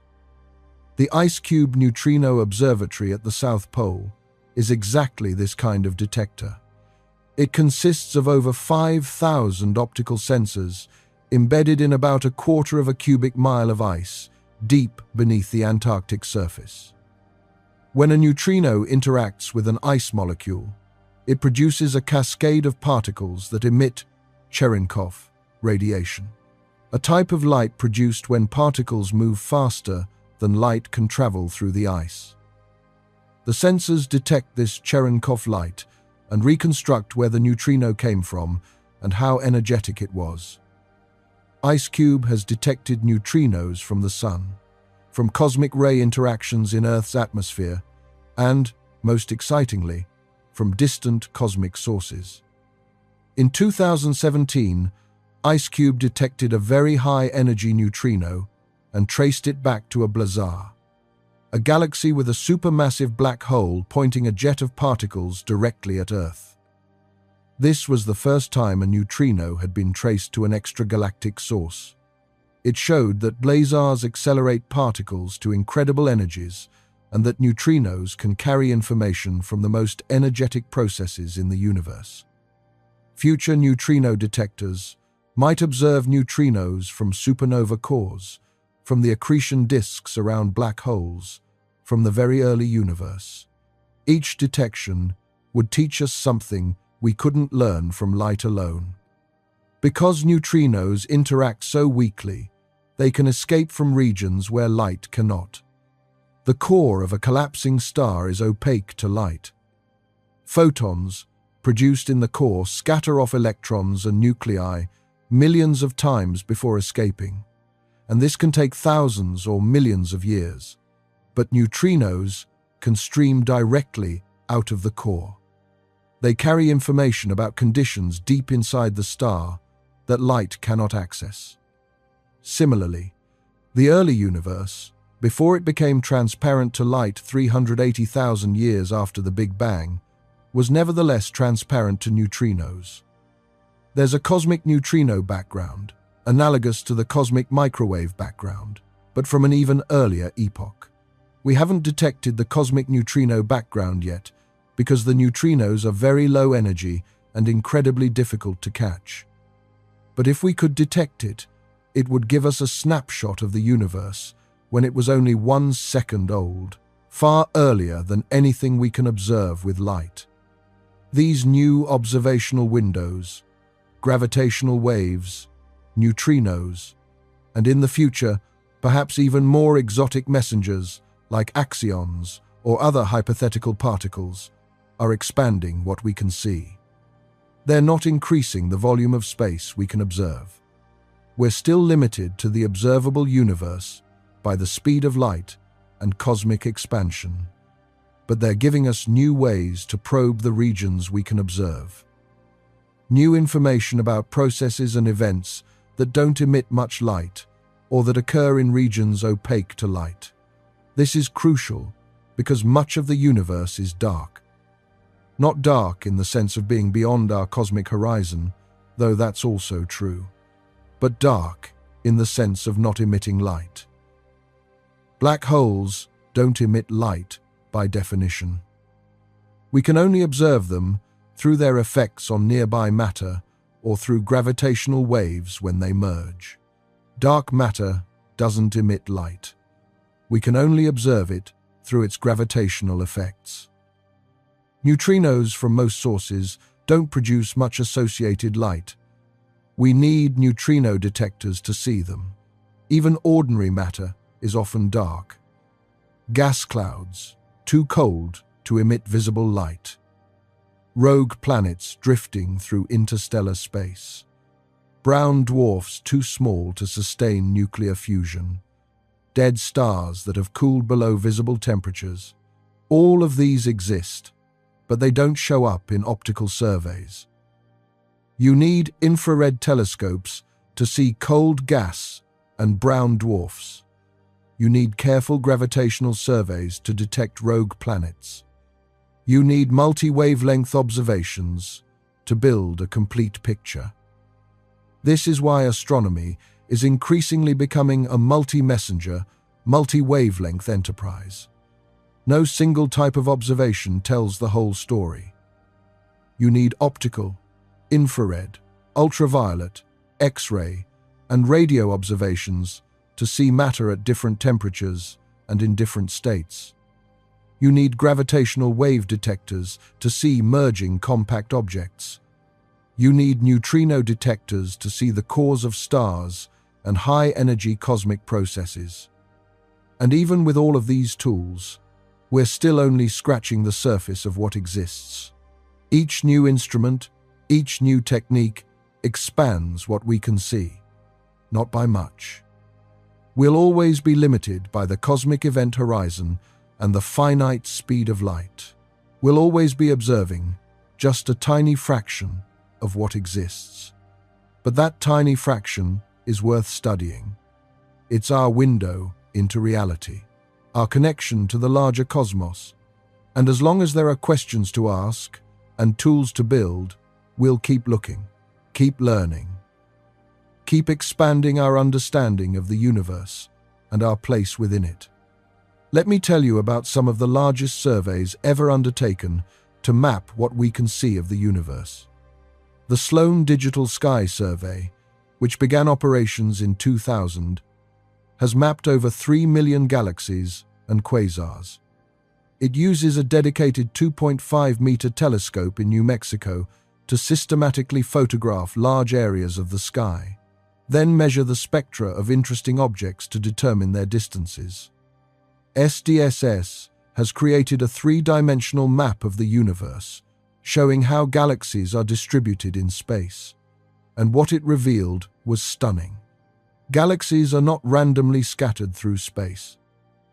They're organized into an intricate cosmic web. There are vast filaments of galaxies stretching across hundreds of millions of light years. These filaments surround enormous voids, regions of space with very few galaxies. At the intersections of filaments, you find massive clusters containing thousands of galaxies. This large-scale structure, formed through gravity, acting on tiny density fluctuations in the early universe. Regions that were slightly denser than average attracted more matter, over billions of years. This gravitational attraction pulled matter into denser and denser regions, creating the filaments and clusters we see today. The voids aren't completely empty. They contain some galaxies, just far fewer than the filaments, and they're expanding as the denser regions pull matter out of them. The cosmic web extends as far as we can see. Every large survey that looks deep enough finds the same pattern. Filaments, voids, clusters, all organized in a foam-like structure. SDSS and other surveys have mapped this structure out to distances of several billion light-years. They've catalogued millions of galaxies, measured their positions in three-dimensional space, and created maps showing how the universe is organized on the largest scales. But even these massive surveys have only scratched the surface. SDSS has mapped about 1/3 of the sky. It's catalogued 3 million galaxies out of an estimated 200 billion to 2 trillion in the observable universe. That's less than 1%, even using the lower estimate. And SDSS only catalogues relatively bright galaxies. Fainter galaxies below the survey's detection limit remain uncatalogued. There could be 10 or 100 times as many faint galaxies as bright ones. Future surveys will go deeper. The Vera C. Rubin Observatory, currently under construction in Chile, will begin operations in the mid-2020s. It will use an 8.4-meter telescope with an enormous field of view to photograph the entire visible sky every few nights. Over 10 years, Rubin Observatory will catalogue an estimated 20 billion galaxies. That's roughly 10% of the galaxies in the observable universe. If we assume 200 billion total, it will create the deepest, most complete map of the cosmos ever made. But even 20 billion galaxies is just a fraction of what exists. And Rubin, like all ground-based telescopes, will be limited by Earth's atmosphere. The atmosphere blurs images, absorbs certain wavelengths of light, and creates noise that makes it harder to detect faint objects. Space telescopes don't have these limitations. They can achieve sharper images and observe at wavelengths blocked by the atmosphere. But they're expensive and difficult to build and operate. You can only have a few of them operating at once. So there's a trade-off. Ground-based surveys can observe large areas of sky and catalogue millions or billions of objects. But they're limited by atmospheric effects and can't see the faintest objects. Space telescopes can see much fainter and observe at any wavelength, but they have smaller fields of view and can only catalogue smaller numbers of objects. Both are needed to build a complete picture. What these surveys have taught us is that the universe, at least the part we can observe, is remarkably homogeneous on large scales. If you look at any region of the universe, several 100 million light-years across, it looks statistically similar to any other region. The same density of galaxies, the same large-scale structure of filaments and voids, the same types of galaxies in roughly the same proportions. This homogeneity is the basis of the cosmological principle, the assumption that the universe is the same everywhere, and on scales larger than a few 100 million light-years, this seems to be true. On smaller scales, the universe is very inhomogeneous. Galaxies are clustered. Matter is clumped into stars, planets, gas clouds. There's enormous variation from place to place, but zoom out far enough, and it all averages out to uniformity. This is both reassuring and puzzling.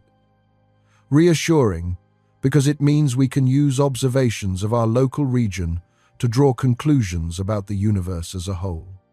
If the universe is homogeneous, then studying our cosmic neighborhood tells us about distant regions we can't observe in detail. Puzzling because we have to ask why the universe is homogeneous. What set up these initial conditions? Why didn't some regions have much higher density than others? The answer, according to current theory, is cosmic inflation. In the first tiny fraction of a second after the Big Bang, the universe underwent a period of exponentially rapid expansion. Space expanded so quickly that regions that had been in contact, able to equilibrate to the same density and temperature, were suddenly separated by vast distances. Inflation smoothed out any initial irregularities, creating the homogeneous universe we observe today. At the same time, quantum fluctuations during inflation seeded the tiny density variations that later grew into galaxies and large-scale structure. The predictions of inflation match observations remarkably well. The universe is homogeneous to about 1 part in 100,000, exactly what inflation predicts. The pattern of temperature fluctuations in the cosmic microwave background matches the predictions from quantum fluctuations during inflation. The geometry of space is flat, also predicted by inflation. But inflation makes another prediction that's harder to test. If our observable universe underwent inflation, then the region beyond our cosmic horizon likely did too. And inflation theory suggests that different regions might inflate by different amounts, creating a multiverse of bubble universes. Each bubble would have its own properties, possibly its own physical constants and laws of physics. Our observable universe would be just one bubble in an infinite foam. If this is true, then the homogeneity we observe within our bubble tells us nothing about other bubbles.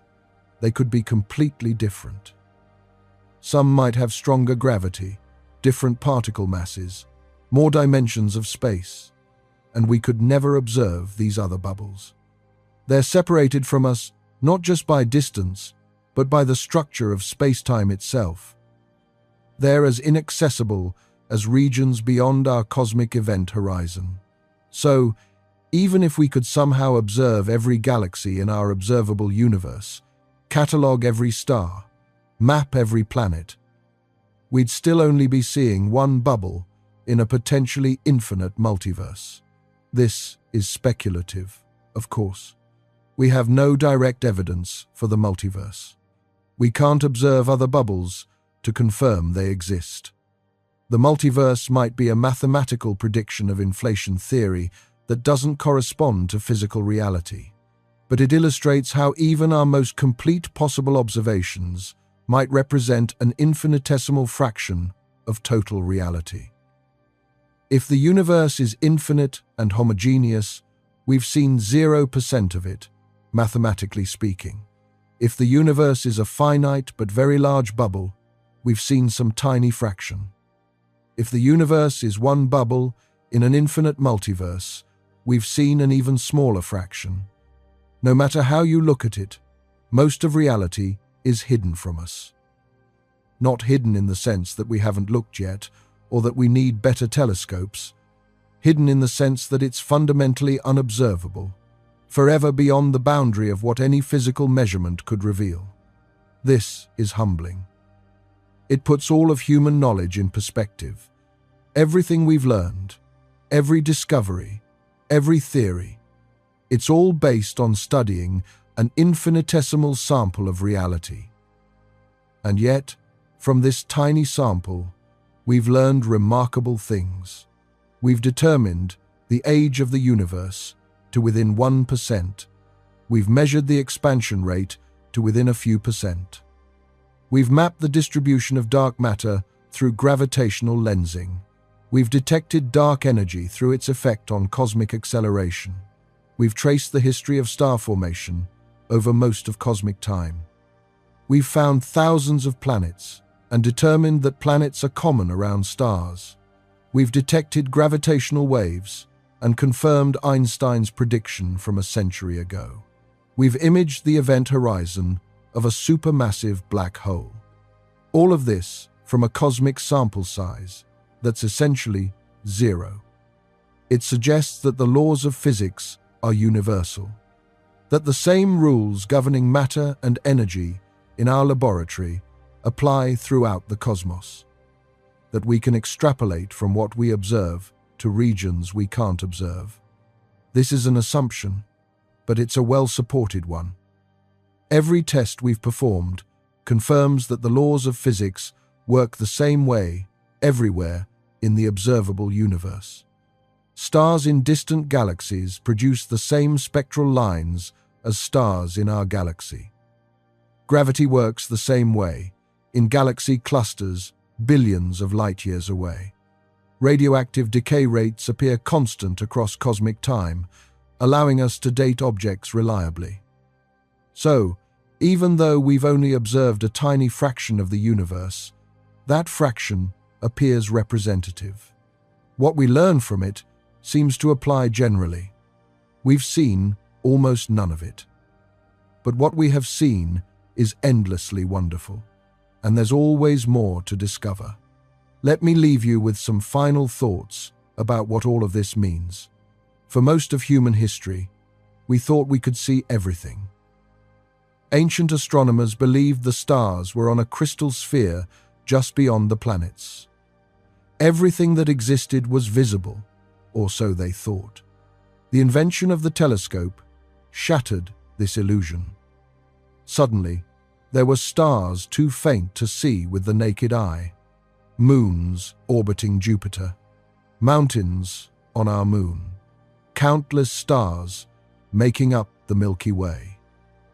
Each improvement in telescope technology revealed more stars, more nebulae, more structure in what had appeared smooth and uniform. The universe kept getting larger and more complex. But there was always the hope, the assumption, that with better telescopes, we'd eventually see everything. That the universe was large but finite, and given enough time and technology, we could catalog it all. Now, we know that's impossible. Not just difficult, or expensive, or time-consuming. Fundamentally impossible. The cosmic event horizon ensures that we can never see beyond a certain distance. The finite age of the universe and the speed of light ensure we can never observe the entire universe, even if it's finite. If the universe is infinite, as observations suggest it might be, then we're seeing an infinitesimal fraction of what exists. This is a profound shift in perspective. We've gone from thinking we could potentially see everything to knowing for certain that most of reality is forever hidden. And this raises questions about the nature of knowledge and understanding. Can we truly understand something if we can only observe an infinitesimal fraction of it? If someone showed you 1 grain of sand and asked you to describe Earth's beaches, how much could you really say? You could study that grain in detail, measure its composition, examine its structure, but you'd know almost nothing about beaches in general. You wouldn't know about different types of sand, about beaches made of pebbles or coral. You wouldn't know about tides, about waves, about the interaction between ocean and shore. We're in a similar position with the universe. We have 1 grain of sand, our observable universe, and we're trying to understand the entire beach. The difference is that our grain of sand is enormous. It contains 2 trillion galaxies, 1 billion trillion stars, 10 billion trillion planets. We can study this sample in great detail, and we've found that it obeys consistent rules. The same laws of physics apply everywhere we look. The same fundamental constants have the same values. The universe appears homogeneous on large scales. So we extrapolate. We assume that what we see in our sample applies to the larger whole. That the laws of physics we've discovered are universal. That the cosmological principle holds. This extrapolation has been successful so far. Every prediction we've made based on our theories has been confirmed by observations. The cosmic microwave background exists and has the predicted properties. Dark matter and dark energy exist and behave as our models predict. The universe's age and expansion rate match our calculations, but it's still an extrapolation from a tiny sample, and we should remain humble about its limitations. There could be aspects of the universe we can't observe because they don't exist in our observable region. Maybe some types of galaxies or cosmic structures only form under conditions that don't occur within our cosmic horizon. Maybe some physical phenomena only manifest on scales larger than our observable universe. Maybe the laws of physics are different in regions we can never access. We have no way to know for certain. Our knowledge is bounded by what we can observe, and what we can observe is bounded by fundamental limits of space-time. This doesn't mean science is futile, or that we should give up trying to understand the universe. It means we should be clear about what we can and can't know. We can study our observable universe in exquisite detail. We can discover the laws that govern matter and energy within this region. We can trace cosmic history back to fractions of a second after the Big Bang. We can predict the future evolution of cosmic structure. All of this is real knowledge, hard-won through observation and analysis. It's incredibly valuable and has transformed our understanding of reality, but it's not complete knowledge. It's knowledge about our observable universe, not necessarily about the universe as a whole. This distinction matters. It affects how we think about cosmology, about the nature of the universe, about our place in existence. If the universe is infinite, then everything that can happen will happen somewhere. Not just similar things, but exact duplicates. There are, mathematically, infinitely many regions of space identical to ours. Infinitely many copies of Earth, of you, of every moment of your life. This seems bizarre, but it's a straightforward consequence of infinity combined with quantum mechanics.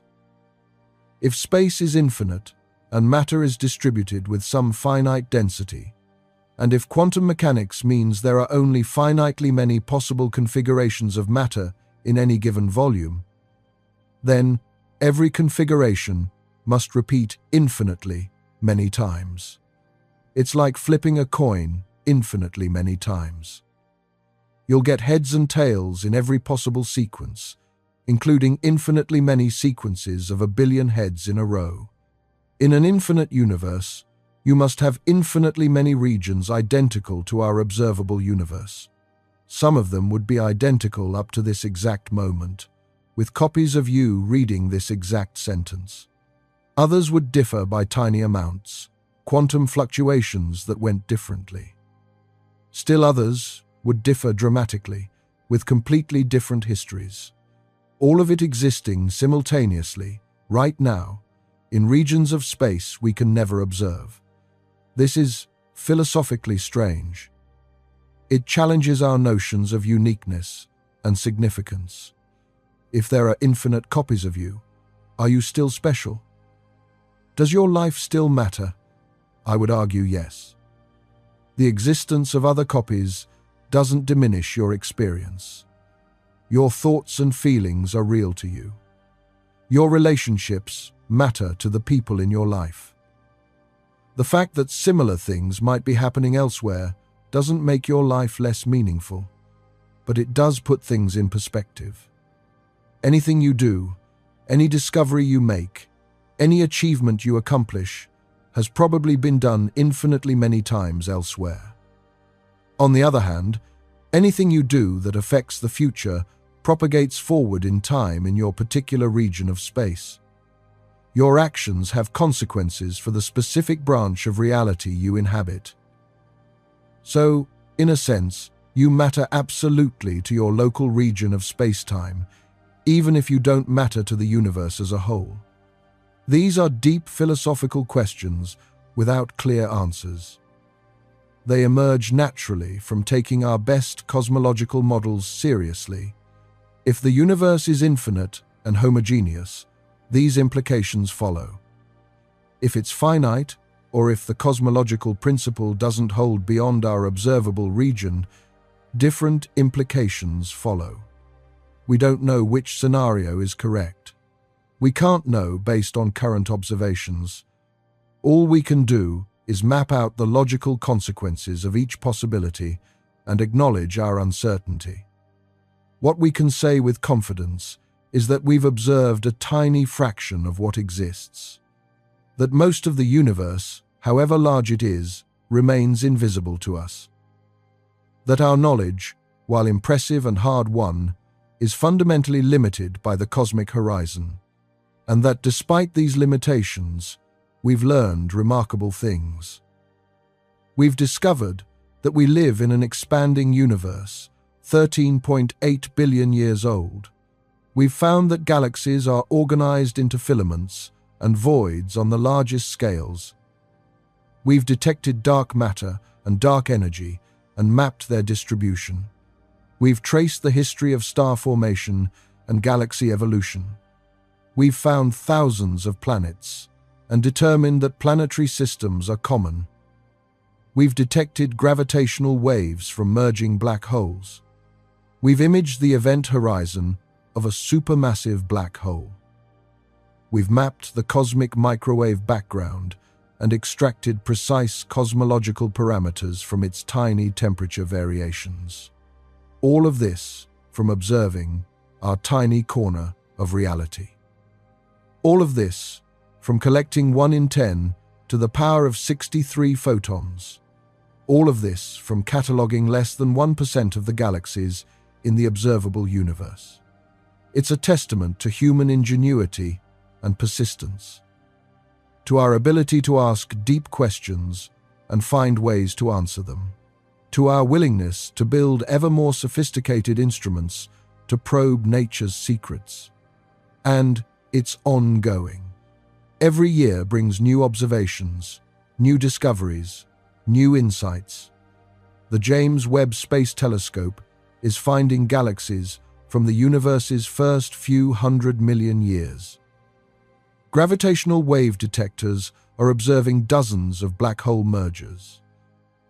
Neutrino observatories are opening new windows on high-energy cosmic processes. Radio telescopes are mapping neutral hydrogen across cosmic time. Each new observation refines our understanding. Sometimes it confirms our theories. Sometimes it surprises us and forces us to revise our models, but it always pushes the boundary of knowledge forward. We're living in a golden age of cosmology and astronomy. We have instruments capable of observing the universe in unprecedented detail across the entire electromagnetic spectrum and beyond. We have theoretical frameworks that make precise predictions we can test. We have computational tools that allow us to simulate cosmic structure and evolution. And we have the accumulated knowledge of centuries of observation and analysis to build upon. But we also have to acknowledge the limits of what we can know. Most of the universe is invisible. Most of reality is beyond our reach. Our observations, no matter how comprehensive, only sample a tiny fraction of what exists. This is humbling, but it's also inspiring, because it means there's always more to discover. Always more questions to ask. Always more mysteries to explore. We'll never run out of cosmic puzzles. The universe is too large, too complex, too full of surprises. Every answer leads to new questions. Every observation reveals new phenomena to investigate. Every discovery opens new frontiers. And that's beautiful. That's what makes science exciting. The knowledge that we're exploring a cosmos far stranger and more wonderful than we ever imagined. That we're part of something vast and ancient and ongoing. So, when someone asks, how much of the universe have we actually seen? The answer is almost none of it. But what we have seen is spectacular. And the quest to see more, to understand more, to push the boundaries of knowledge ever outward, that quest continues. It will continue as long as there are humans looking up at the night sky and wondering what's out there. As long as there are scientists building telescopes and analyzing data. As long as there are curious minds asking questions about the cosmos. We may never see most of the universe, but we'll never stop trying to see more. Thanks for joining me on this journey through the observable universe and beyond.